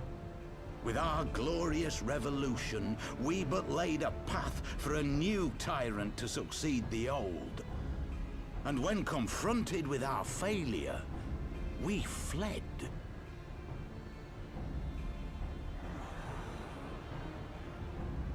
Not a day goes by that I do not think of those we left behind. Think of them and feel ashamed. And I know each and every one of you feels the same.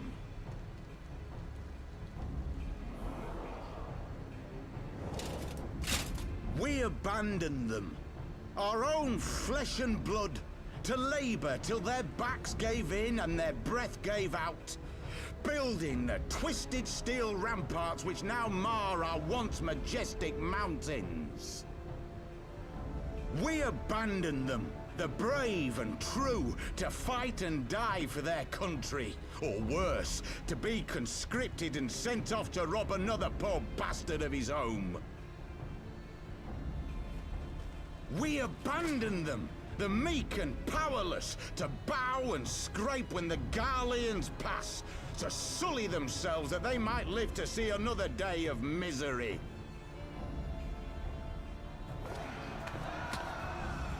The Black Wolf may be dead, but a new Imperial Viceroy reigns in Alamigo now. A beast, not a fraction as merciful. You all know the Eorzean Alliance will do naught to oppose him. For all their promises and platitudes, they will not act if there's no profit in it. Only we can free our brothers and sisters from the Empire's tyranny, my friends. Only we have the courage to stand and fight. They have imprisoned us. They have enslaved us. And they have murdered us. But no more! Blood demands blood, and the Garleans shall pay for every drop they have spilt upon our lands.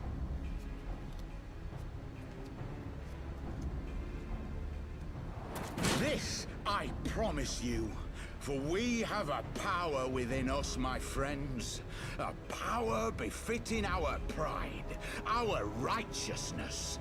Only join us, and we shall grant you the means to unleash it, and together we shall see the Alamigan standard raised over the mountains of Gia Arbania once more!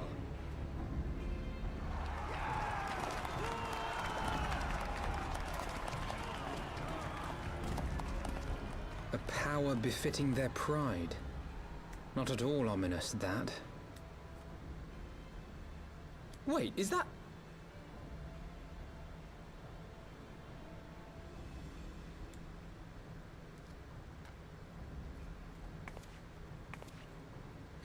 What are you two doing here? I could ask you the same thing.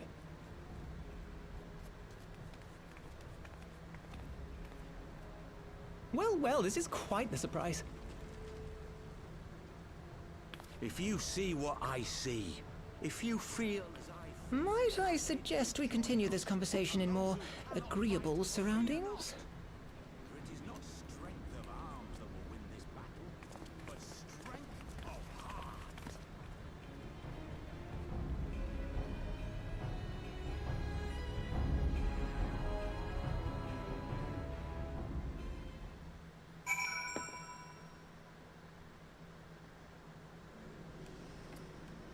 So I know that that's not soft. But the guy who that is ends up coming back in one of the job quests, but I don't remember if it's Dark Knight or Monk. I think it might be Dark Knight.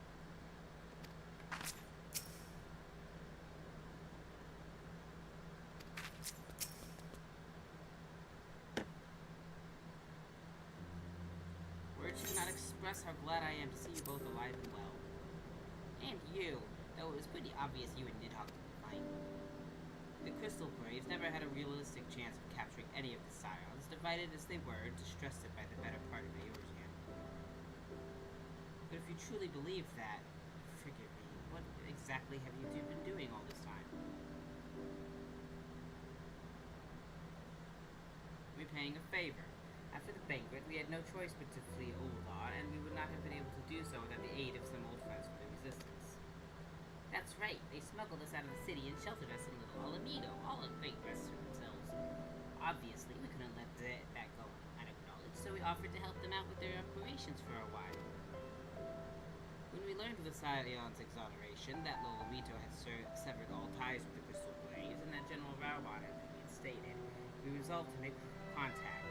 But having long since discarded our legal pearls as a precautionary measure, our options were rather limited. To make matters more complicated, we were embroiled in a delicate operation at the time, leaving me with little choice but to entrust a letter to a courier. I gathered from your puzzled expressions, however, that you never received it. To be honest, we thought this might happen. While the masses are happy to let the refugees spread the word within the community, they're pretty strict about communicating with outsiders. Oh, and we also heard a rumor that the Griffin doesn't want us meddling in our affairs. The Griffin mistrusts the Scions of the Seventh Dawn. Curious, it's well known that we are no friends with Carlo. One would think the man we saw beseeching all the circles to join his cause would welcome our support. I should say that the man you saw was not in fact the Griffin, but an impersonator, and a talented rabble-rouser to boot. It would not surprise me if we were responsible for the majority of these public appearances. As you may have gathered, the Griffin is an extremely cautious and distrusting man who has made every effort to conceal his identity. Even when we participated in a raid under his direct command, we were not permitted to approach him. It's hard to know what to make it of all, the secrecy, the impersonators, the masks. You have no one to talk to any of those. What? It's not as if I'm making all of you wear one, and mine only covers half my face. It's completely different.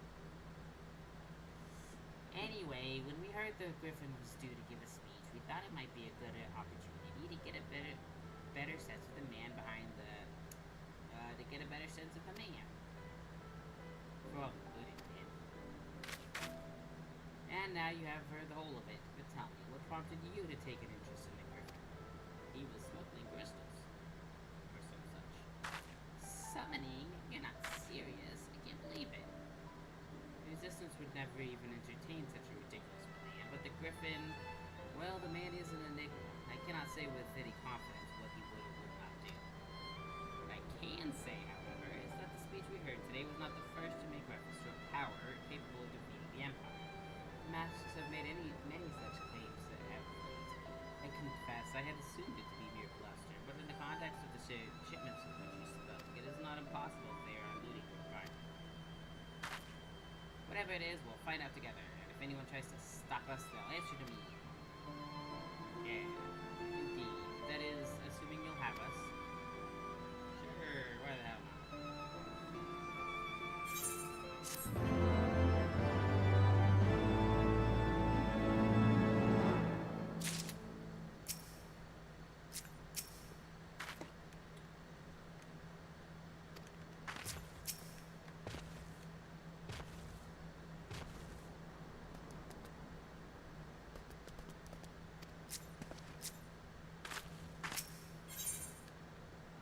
Has a mic to learn the Griffin's true pleasures. What am I getting? If, as you suspect, the Griffin is indeed plotting to summon a primal, we must need to obtain confirmation while there is yet time to act. To that end, I propose we question his double. Given his role as the group's de facto mouthpiece, I should not be surprised if he were one of the Griffin's closest associates. And while he may not be aware of the most sensitive details, he can probably tell us the master's plans in broad strokes. Given the man whom he impersonates, however, he is wary of outsiders, or like the man. He will not expose himself without a suitable incentive. My plan is as follows. You and Alpha will pose as adventurers fallen on hard times, inspired by his words to take up arms for a noble cause. Ida and I, as members of the Resistance, will recount tales of your past achievements and testify as to your usefulness in the struggles ahead. With our enthusiastic assurances still ringing in his ears, he will decide to welcome you in person, and we will arrange a meeting. You will need to look the part that we might maintain the charade, until we have him cornered at least. Here, this should be enough to purchase suitable garments from Talbot, or Talabot, and have him rub a respectable amount of dirt on them for good measure. Any questions? Yeah, can I use the ones I already have? It all seems simple enough, thank you. And with that, Nidhogg, let us be off.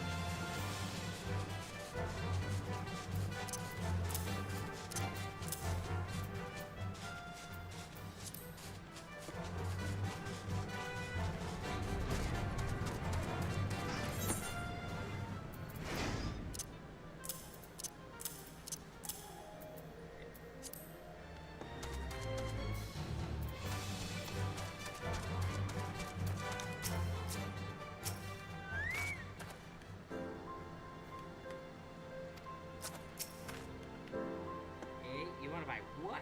I don't know what you're up to, but I want no part of it. Any part of it?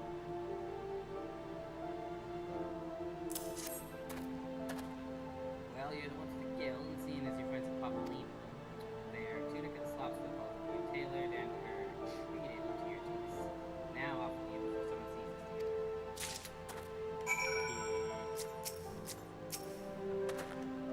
Rules maketh the man, as they say. Right then, I will go and change and see you at the spot for Papa Lima marked on our maps.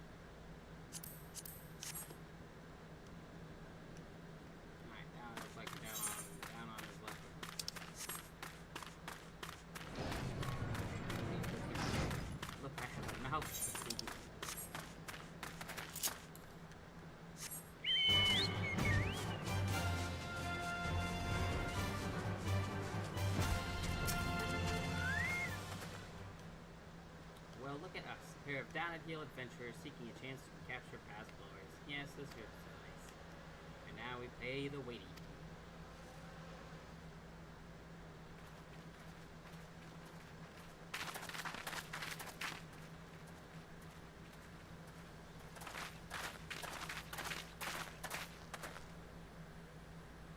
My thanks, comrades.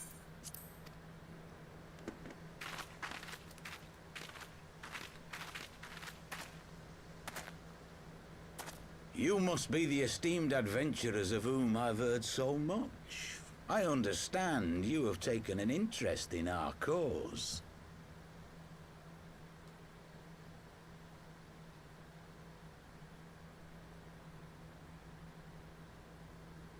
A great interest, you might say. Your words have certainly made quite an impression on my friend and I. The Resistance has long, and some would say wisely, avoided open engagements with the Garleans, but you and yours seem confident against the world in arms. I can only assume you have good reason to be so bold. Why, one might even think you are planning to summon a primal. Because that would do much to explain the sizable shipment of crystals you recently received from your smuggler friends, whom our Ishgardian allies have since detained, lest you wonder.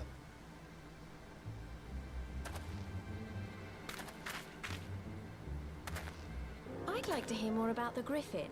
The real Griffin. Your performance earlier didn't fool us. Ah, the famous scions of the Seventh Dawn. I should have known better than to think I could conceal the truth from you lot. You are right. I am not the Griffin, but I speak with his voice, and it was at his behest that we procured those crystals.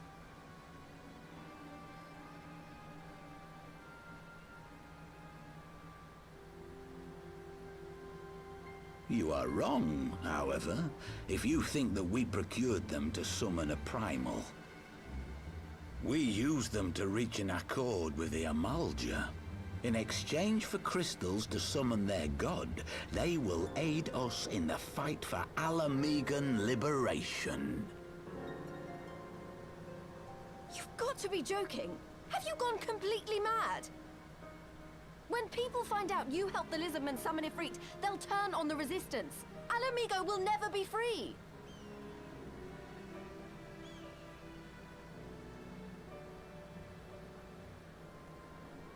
This isn't a fairy tale, girl. We don't have the luxury to play at being honorable heroes. It's because the likes of you wouldn't sully your saintly hands that Alamigo's been under the yoke for the past 20 years. But the Griffin won't stand for it, and neither will we. We're ready to do whatever it takes.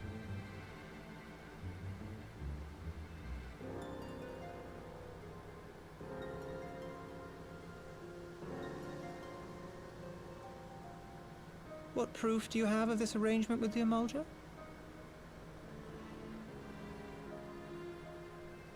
What?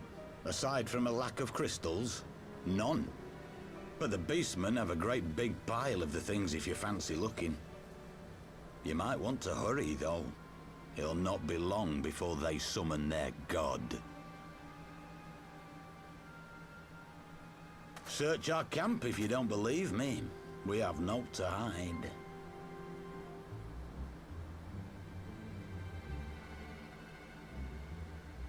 If there is a cache to be found, Ida and I will find it.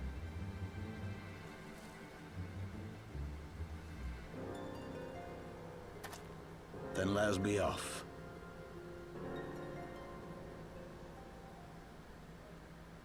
Are you perchance the Warrior of Light?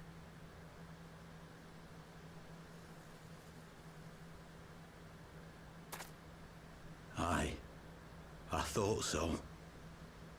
You should know that a great many who have joined us did so because you saved them. Because you showed them that one brave woman can make a difference. You saved me too once. Helped a friend over in Quarry Mill make some medicine I needed. But that was a lifetime ago. On behalf of my brothers and sisters, I thank you. You gave us hope where there was none. Courage and strength when all was lost. We shall not squander your gift.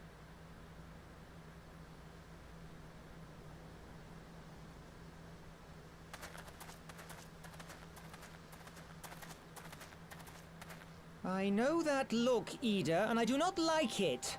You cannot seriously be contemplating taking up arms with that band of cutthroats. I just...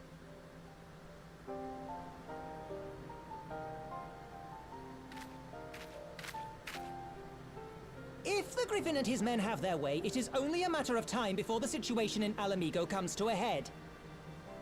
Your homeland's future teeters on a knife edge, and any reckless action, however small, could have irrevocable consequences.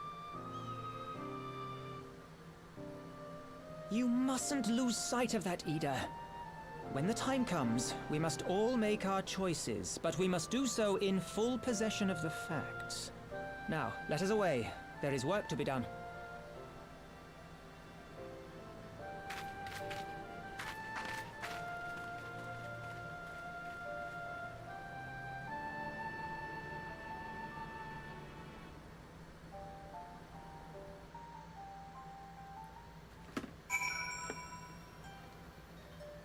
Hi. Quarry Mill, he said. You remember? Yeah, it's I inspection. Forgive me, you cannot be expected to recall everything in the face. Besides, it's not as if it matters. I've long admired how you focus on the problems at hand and always keep them. So let us keep moving it forward together, Nidhogg. We must find and secure those crystals. This is no time for this. Yeah, taking a bit giddy.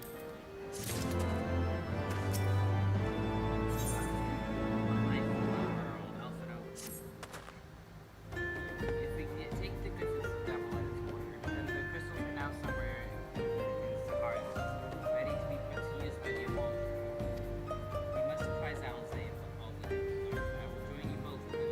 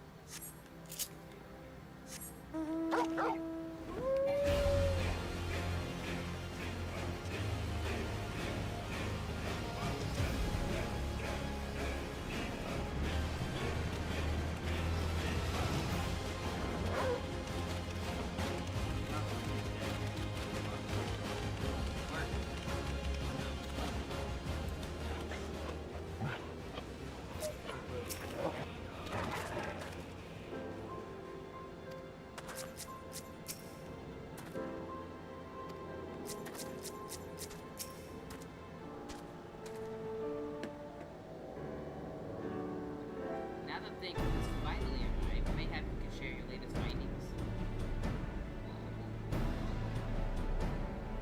You mean to tell me that while we were worrying ourselves sick, Ida and Papa Emo were here all along? Well, you're totally relieved, and also angry. Really angry, I should say. As for the crystals, what choice do we have? We cannot very well leave them in the hands of the Evolution. For all we know, they could be preparing some kind of food as we speak. Must make for Sahara down below. Agreed. If there's not else to discuss, let's embark this.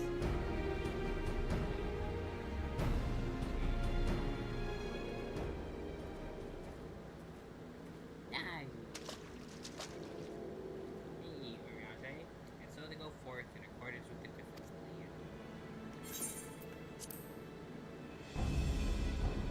Players gather to assume their marks on a stage wreathed in flame. Here long the curtain shall rise. The drama of which I am author, gods forgive me, shall at last be performed. Naught else remaineth, save to stand at the ready and pray that the chances seize, for never shall we know its like again. Good night.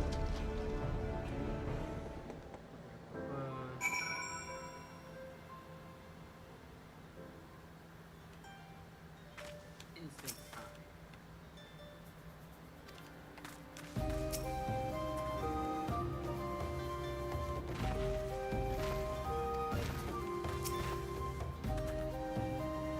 As I expected the war would breed, but we must not jump to conclusions, not until we have created the goals for the ambush. We must be ready to engage the enemy at any moment. If you make any final preparations, pray do so now. I shall await your signal. On our proceeding.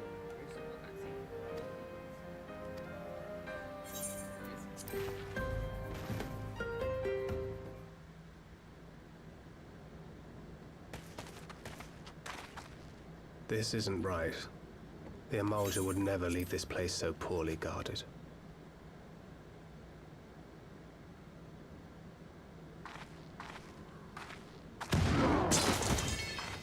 Not willingly, no.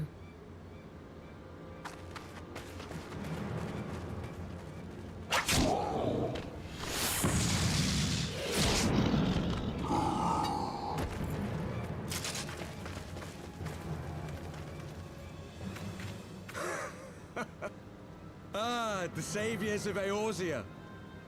Slow as ever.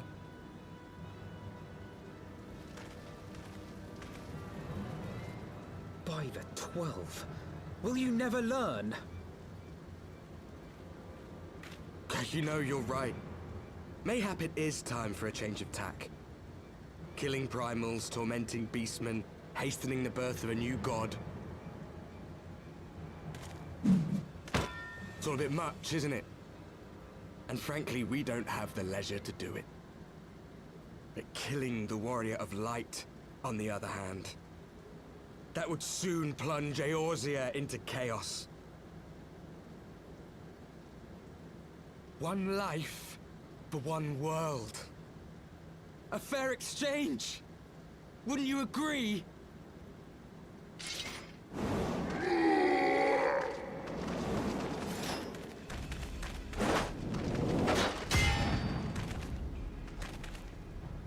Lest you forget, you've more than one opponent.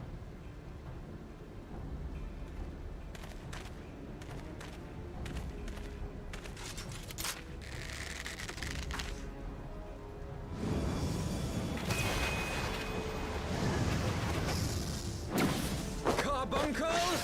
Defend me!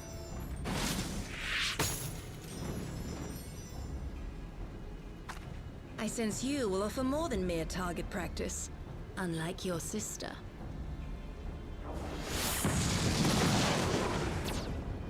Alizé!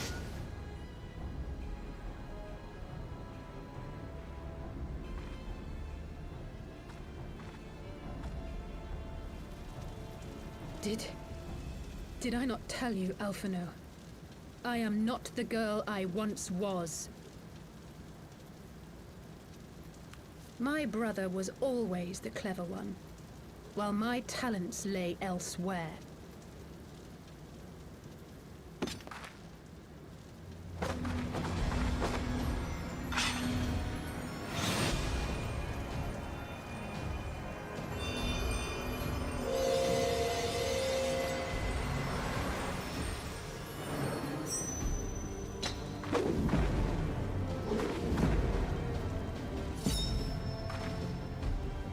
If you would dare to stand against us, to destroy all that we hold dear, then you shall die by my sword.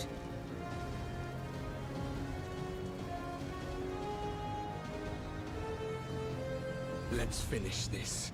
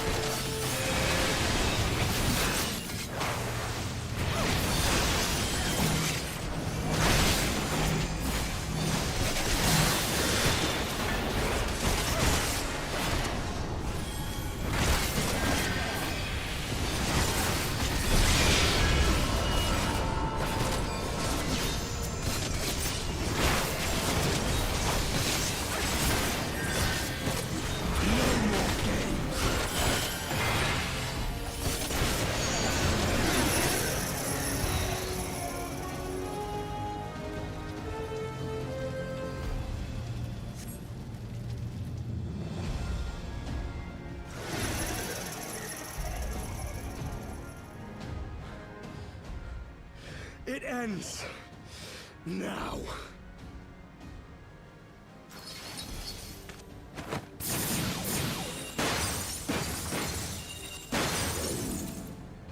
What? The chains!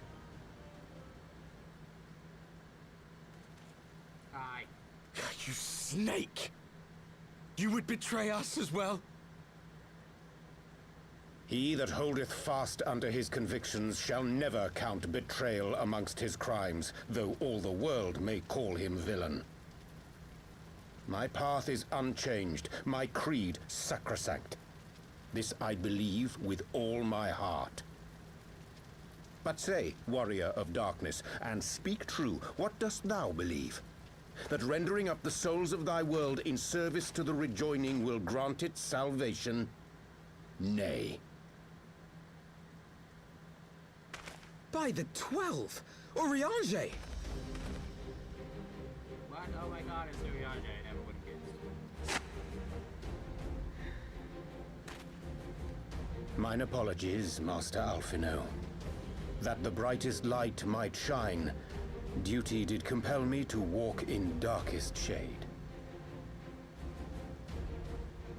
Stop being the brightest light from shining. You sweet fool. I was almost willing to believe you had turned against us. I expect a full explanation when this is over. For now, may I assume you have turned your cloak for the last time? Thou mayest, my lady.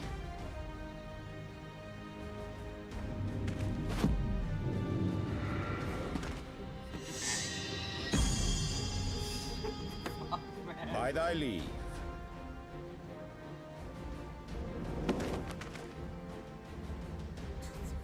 Even odds, then. No matter. We'll crush the lot of you in one fell swoop!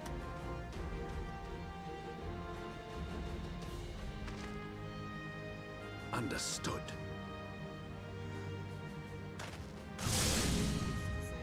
Hearken to me. We only have one chance.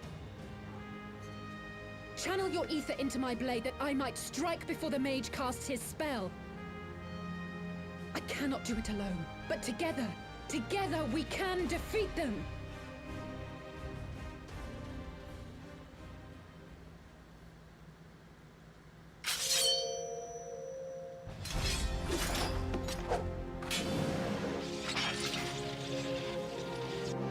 Make ready! They come!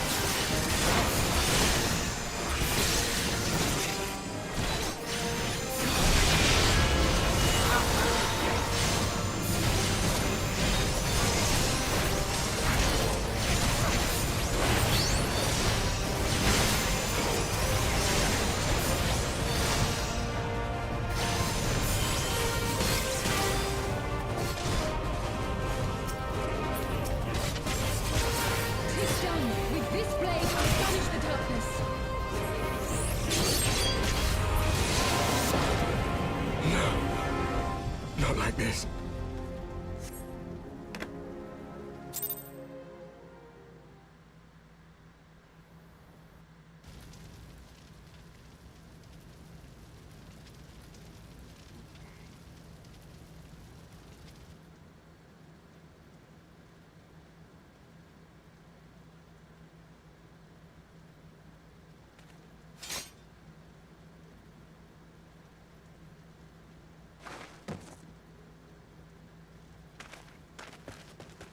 Alize, are you hurt? A touch dizzy, but otherwise fine. Thank you.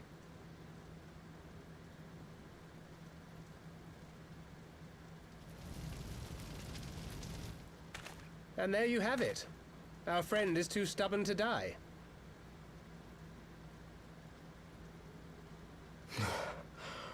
We are far from finished.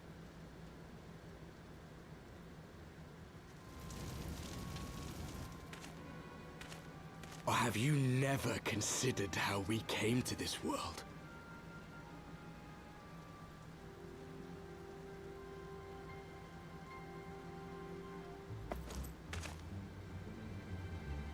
Crystals? You mean, like the Ascians? Just so. As the Ascians flee unto the rift twixt planes with crystals of darkness, so did these warriors come hither with crystals of light.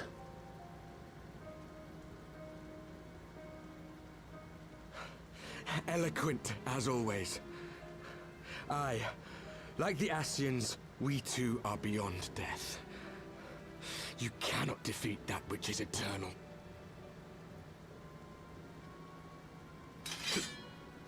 Wait!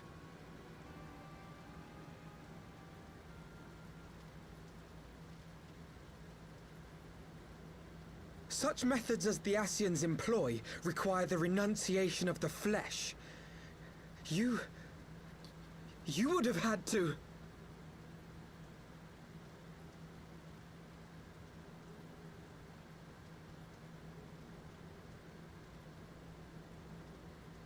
At long last you see. To save our world, we gave our lives.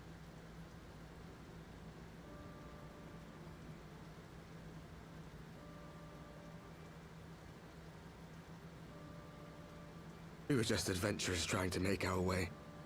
An odd job here, a favor there. We never aspired to be warriors of light. But word of our deeds spread, and soon people were calling us heroes. They placed their hopes and dreams on our shoulders, and bid us fight for all that was good and right.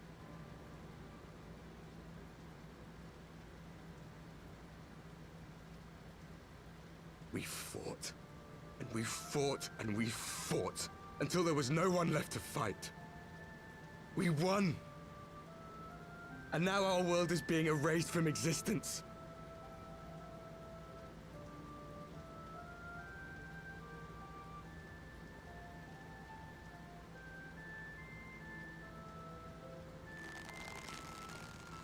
We did everything right. Everything that was asked of us, and still it came to this. You of all people should understand. We will not falter. We brought our world to the brink of destruction, and now we must save it.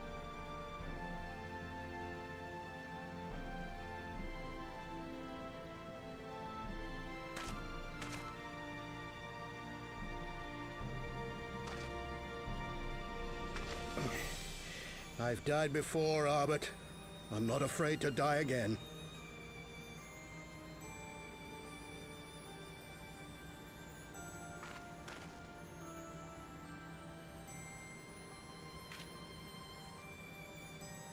No matter how many times we fall, we must rise and carry on the fight for those we left behind.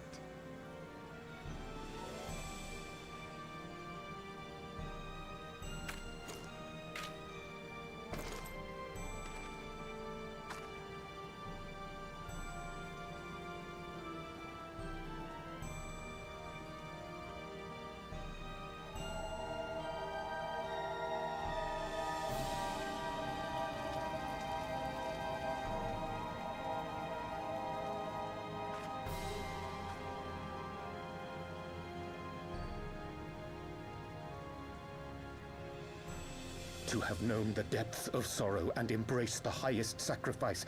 Nonetheless, Master Louis-Sois, guide my hand, I pray you, as fate's thread spinneth upon this most capricious spindle. Quickly! Thou must needs invoke the power of thy crystal.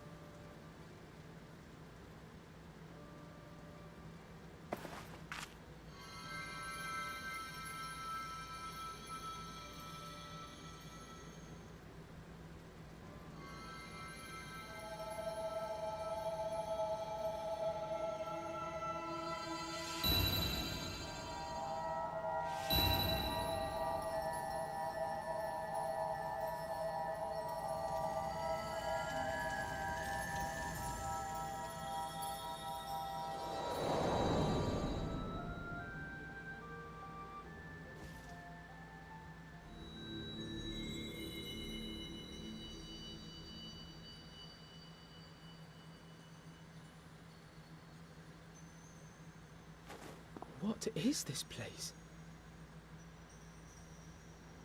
Such pain. Such sorrow. Oh, my dear children. It can't be.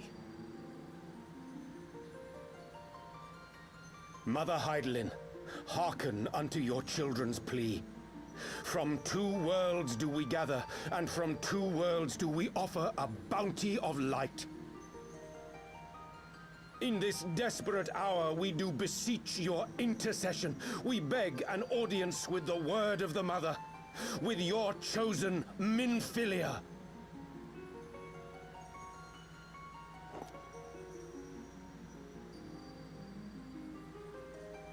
Your cries go not unheard, nor your sacrifices unnoticed. Though many are lost, there are those we can yet save, whom I can yet save.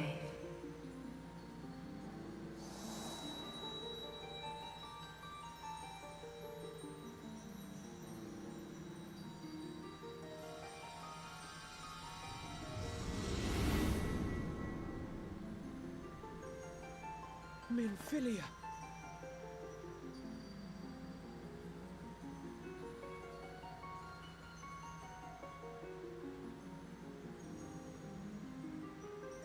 Blessed children of the first, the light of your world hath grown blinding in its radiance, but it is not yet absolute. I will hie me to your world, and there take unto myself the light which riseth even now to drown it, as darkness once did drown another. Now you deign to answer our prayers? I will suffer this farce no longer!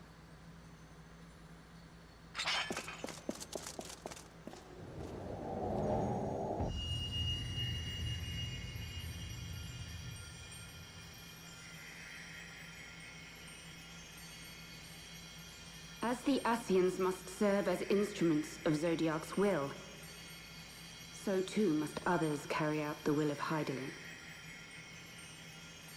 But for the boon you have granted her, she has grown strong enough to set me free, that I might serve as her emissary.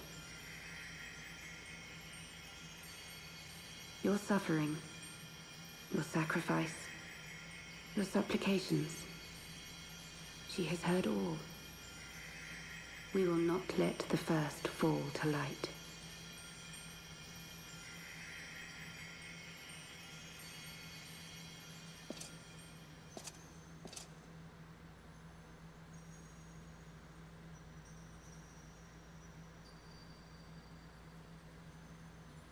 Thank you, Urianger, for bringing everyone here. It fills my heart with joy to look upon the faces of my friends once more.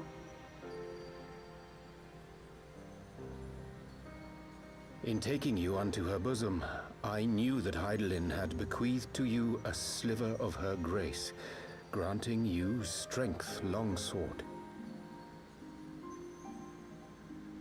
And in treating with the Ascians, I learnt of a star like unto our own, a doomed world of fallen heroes in whom I glimpsed ourselves, the first. Full long did I search for a means to save this world, concluding at the last that the answer lay in the power of blessed crystals.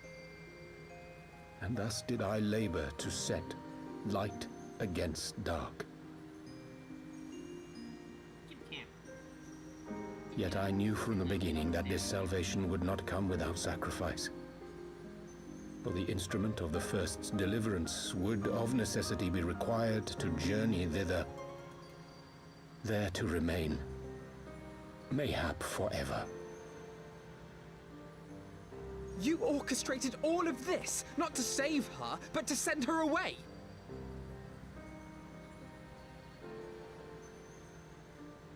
One life for one world. Such was the bargain, and you the coin, though it were not mine to spend.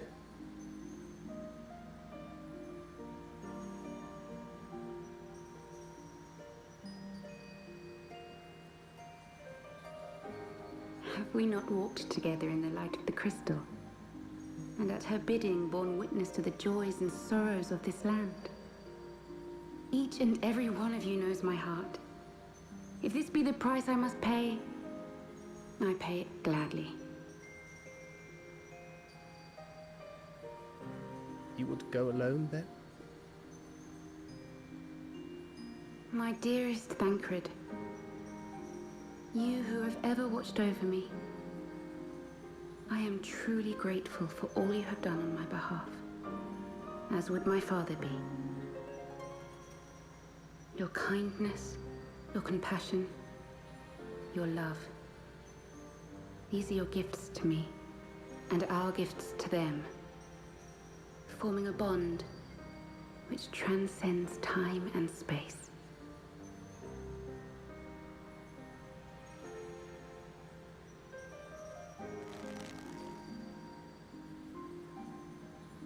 Sometimes I forget you are not the child I once knew.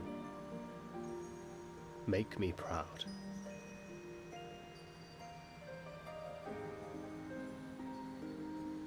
Long have I watched you from Hydalin's side, watched as you nurtured and kept safe the light of the dawn.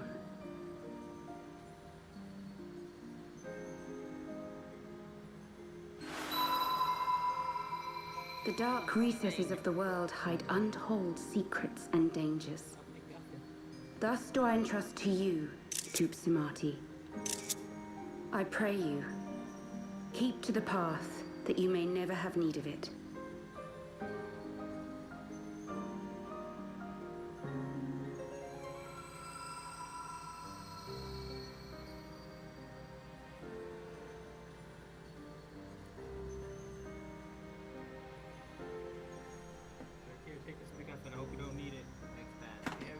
Twould seem the power of our crystals is all but spent. Perhaps, if there is naught else to be done.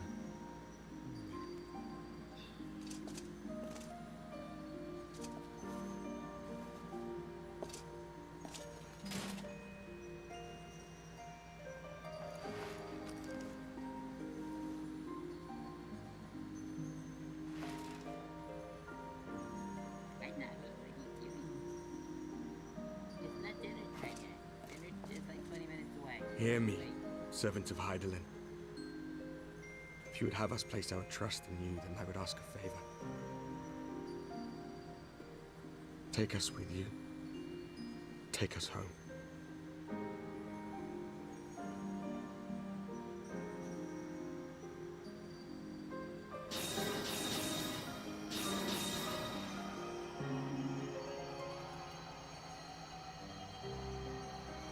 We were blind to the truth once, so I tell you this, as one fool to another. Light, dark, it doesn't matter. What matters is how you choose to use them. We made our choice and you see what came of it, so please, forge a different path. sees a better fate.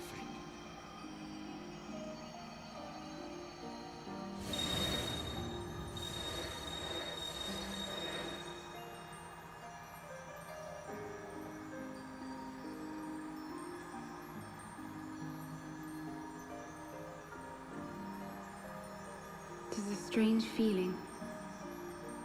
So many times have I watched you depart, my heart filled with worry. And ever did you return to me in triumph. Someday, when I have found a way to free this star from her sorrow, I promise you I shall repay the favor.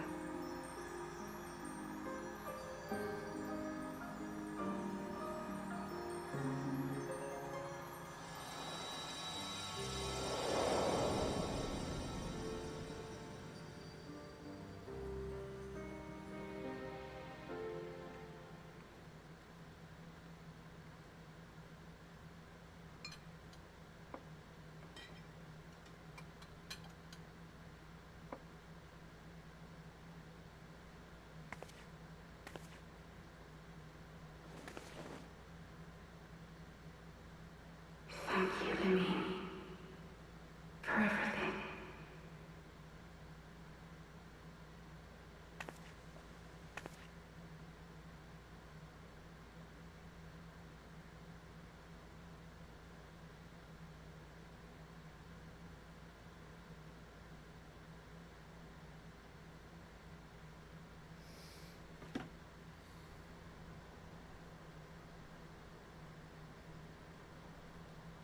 More cutted seams.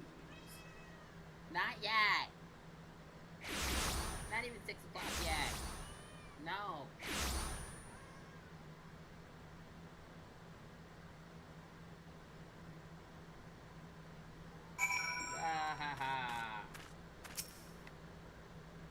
Several cutscenes played in sequence.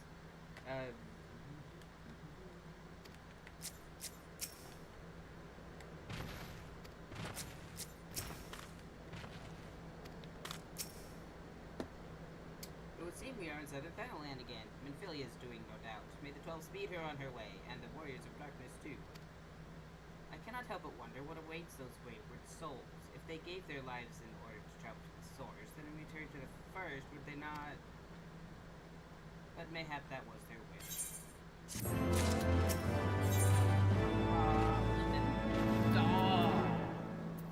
Alphino seems to be at a loss for words. Forgive me. My thoughts were elsewhere.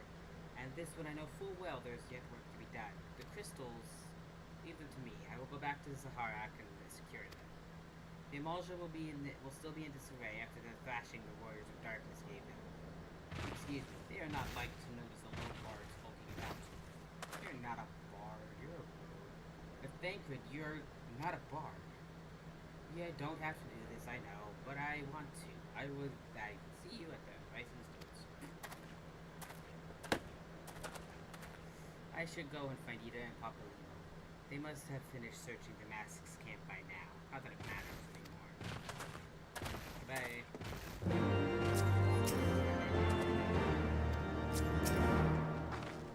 You must be tired, Nidhogg. I know I am. If thou wilt permit me, my lady, I would ask a question.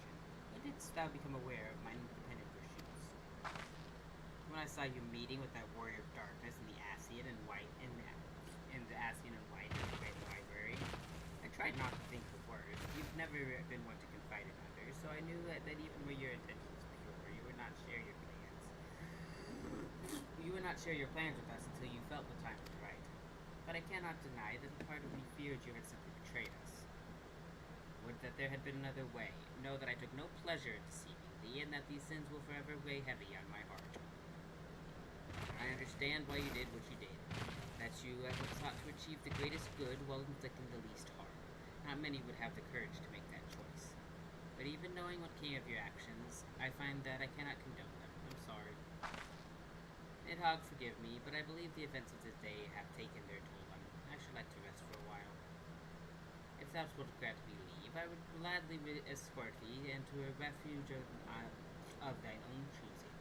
Once my lady hath regained her strength, we shall rejoin the at the rising stone. Until then, warrior light. Okay. Bye, losers.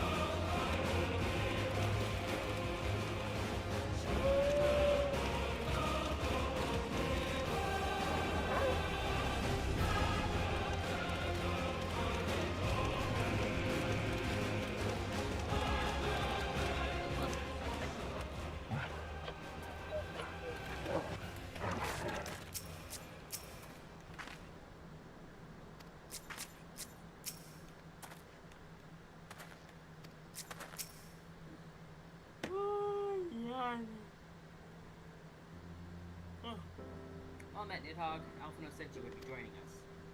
It would seem that Griffith's double was telling the truth insofar as we found nothing resembling a sizable cache of crystals at the Mask's camp. Did you perchance find one in the Saharak? I don't remember. Actually... Blah blah blah blah blah blah blah blah blah blah blah blah. And then several cutscenes played in sequence. Don't believe it. The crystals, Nymphilia, all of it. It's just... I don't know what it is. I sympathize, Ida. Even now, I struggle to comprehend that which I saw. The only thing I can say with any certainty is, what are you doing, Nori? Did you get...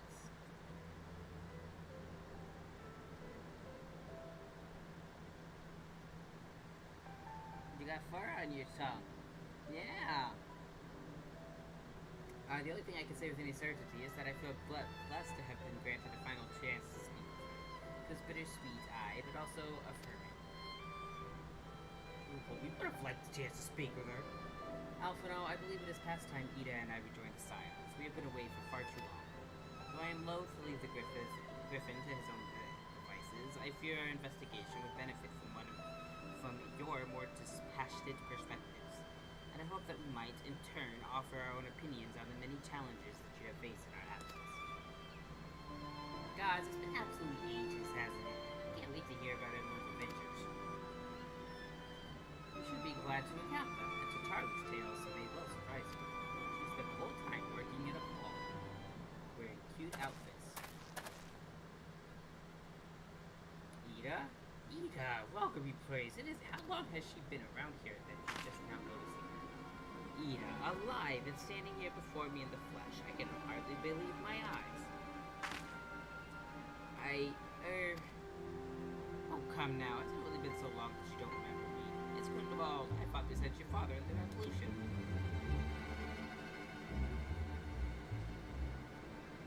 Do not think less of her, friends. It's been 20 years since the occupation set us our separate ways. The resistance were always welcome. They gave us hope, and young Ida most of all. Ida here was always full of fire, ever the first to volunteer for a mission. Until the day she had vanished, that is. There were rumors, and we feared the worst. But here you are, alive and well, looking every day older. Well, what can I say? I'm sorry for running off like that, make you all worry. It's a long story, but you see, I gotta walk with my friends here, the Scions. I'm sorry. Most of the circle going back then, right? Anyway, I wanted to come back and tell you, but it was all very secretive stuff at the time, and as you can see, I'm totally fine. I know we've got a lot to talk about, and, well, but right now I've got to hurry back to our headquarters. My friends are expecting me. That was not suspicious at all. Pray forgive her. It has been a very long day for us all. I promise we will visit again at the first opportunity. Okay. Let's return to the magic show. Okay. Hell's take me for that mask.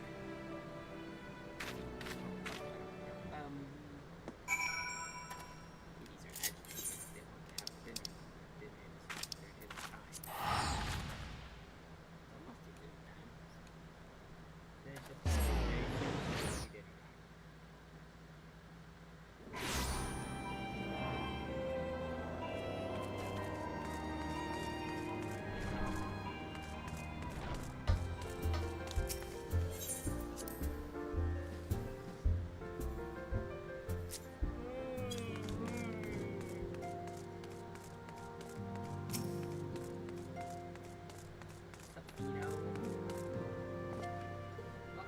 Nidhogg. I trust your journey was uneventful. I tell you. You will be pleased to hear that Thancred has secured the crystals. He sent word a short while ago. Once he has delivered them safely into the Tepelane's care, he will join us here, and we can declare this matter officially resolved. While awaiting your arrival, I took the opportunity to contact Y'shtola prior and brief them on all that has occurred. I also requested that they return to the Rising Stars at their earliest convenience. Now that our lost friends have been found, it would seem needed to discuss the future.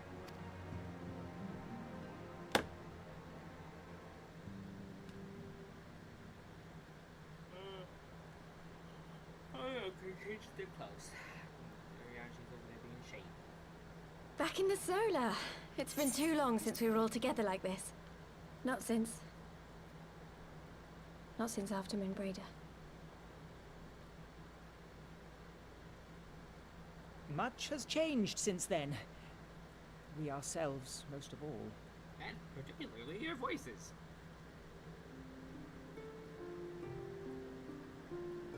Though not all who were lost could be gathered here today, we may take comfort in the knowledge that those who are not are carrying on the fight.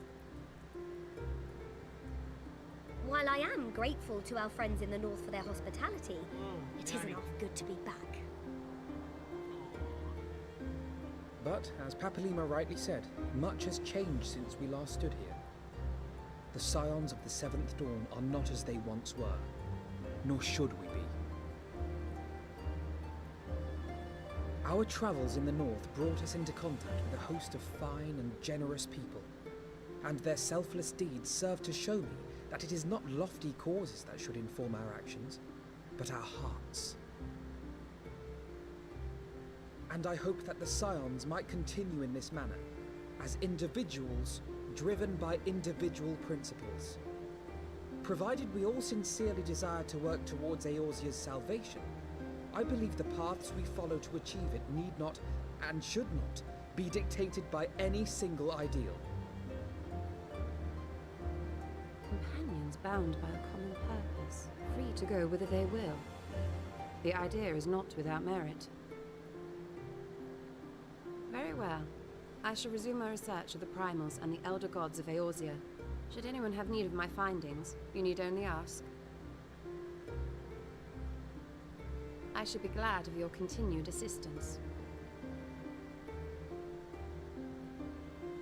Well, my main purpose in coming here was to see the signs of the Seventh Dawn restored and my dear friend found. Nevertheless, having involved myself in your struggles, I feel compelled to see them through to the bitter end. For Minfilia's sake. That is, if there are no objections.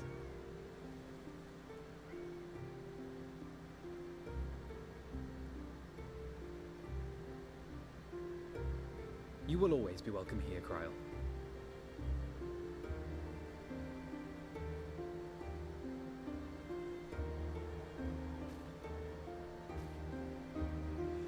Urianger, can we trust you to carry on your investigation of the Ascians as before?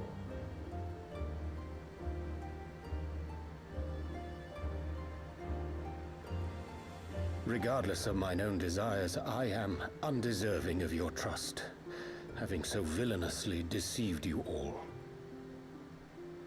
Now, I'll hear no more of that. 'Twould be disrespectful of Minfilia's wishes. She entrusted matters here to us, that we might protect this star and understand the truth which hides at her heart. Mayhap I can handle the former, but I think you far better suited to the latter. No?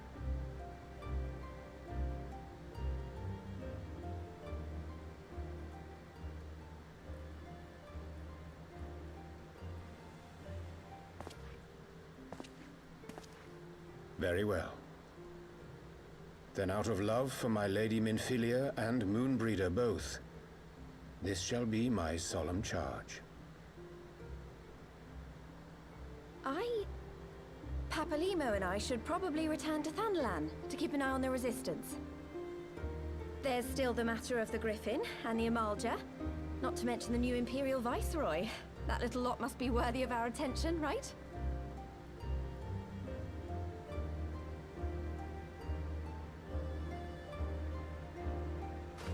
And what will you do, Alize? You know I have no great love for organizations and formalities.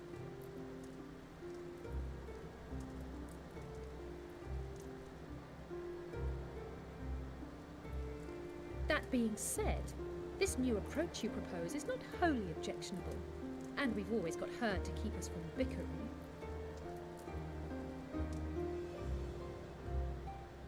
But I will suffer no titles. I am not here for House Leveilleur, nor to walk in Grandfather's shadow. Upon that point, we see eye to eye. If it please you, you may think of me as but another comrade in arms.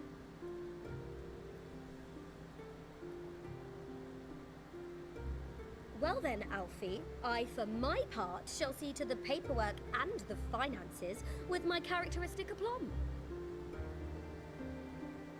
I would not have it any other way, Tataru. And we mustn't forget you. What now for the Warrior of Light? I never got to see Emmerich's cat. So I need to feed my cat.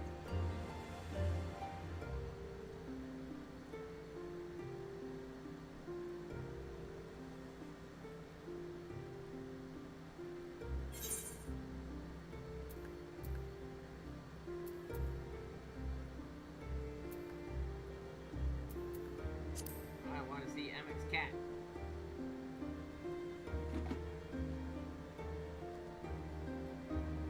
Indeed. The path behind us was fraught with hardship, and the path before us will be no less unforgiving. But a new dawn shall break over the realm, and I see before me the faces of those who will deliver it.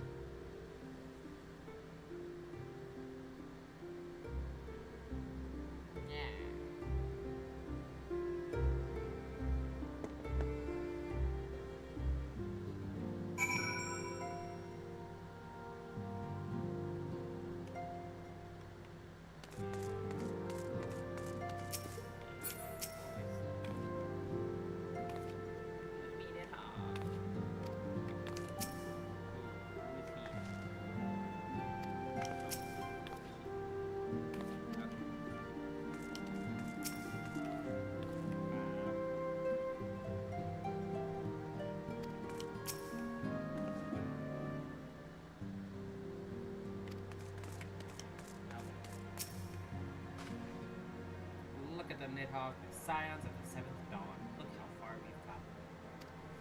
The people we've met, the moments we've shared, the losses we've suffered, the tragedies we've overcome, all of it has made us who we are today. Where we go from here and what the future holds, only the 12 know. But I know that we'll find out together.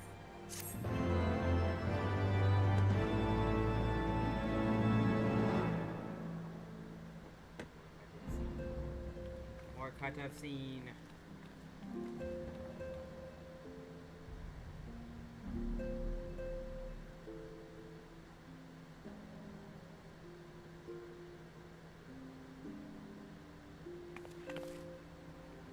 One world's heroes are another Oh, it's world's Papa Limo. villains. One world's loss, another world's gain. Where men go as one, there is life. And where there is life, There is a need to feed cats and go pee.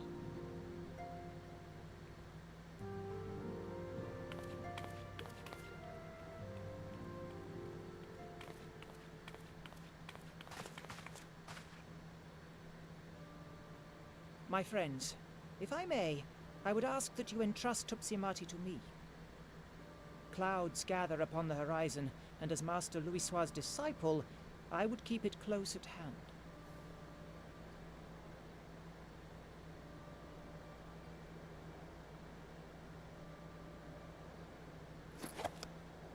Here.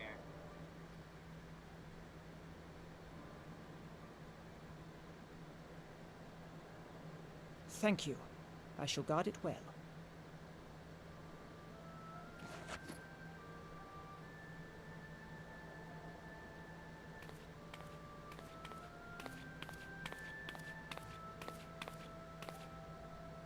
there is cause to hope.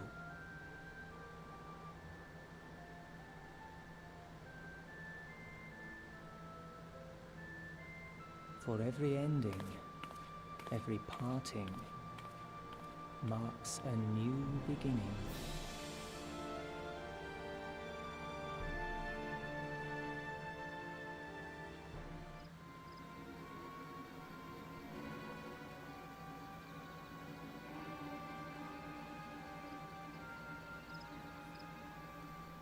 Sloppy! Sloppy is tall. Well done, brother. You may resume your normal duties and join the others. The coming battle shall be our greatest yet, and I intend to stand with you all on that glorious day. Okay, bye.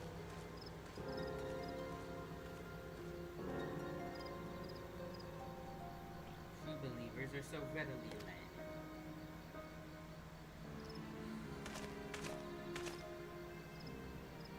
I have given them everything they desire, all for which they have prayed. I doubt you could say the same for your pawns. Get what you wanted then? Was it all worth it in the end? There were some unexpected developments, but they were ultimately to our advantage. Be it host to a surfeit of light or dark, a world bereft of equilibrium is but a void indeed. And a void is of no use to my master. I shall follow her emissary with great interest. As for the pawns whom you so pity, they have delivered unto me a gift, which I do now present to you. It's my eyeballs. Those are mine. Give them to me.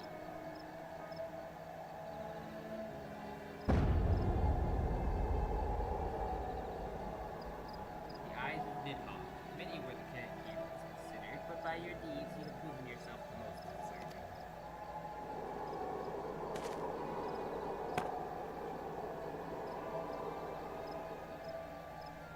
A man of boundless rage and bottomless despair, whose breast beats a heart which thirsts for vengeance. Only you are filled to wield these eyes, for real or for both. Right.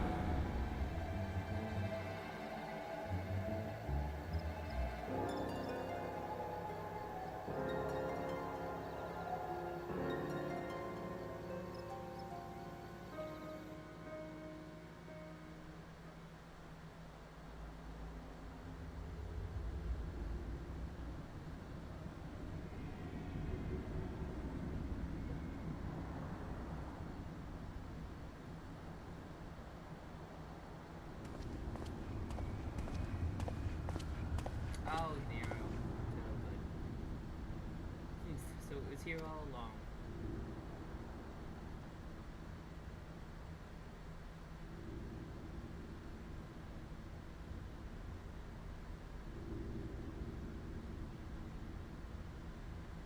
Oh, just you wait, my pretty. You and I are going to have so much fun. I'm up to no good.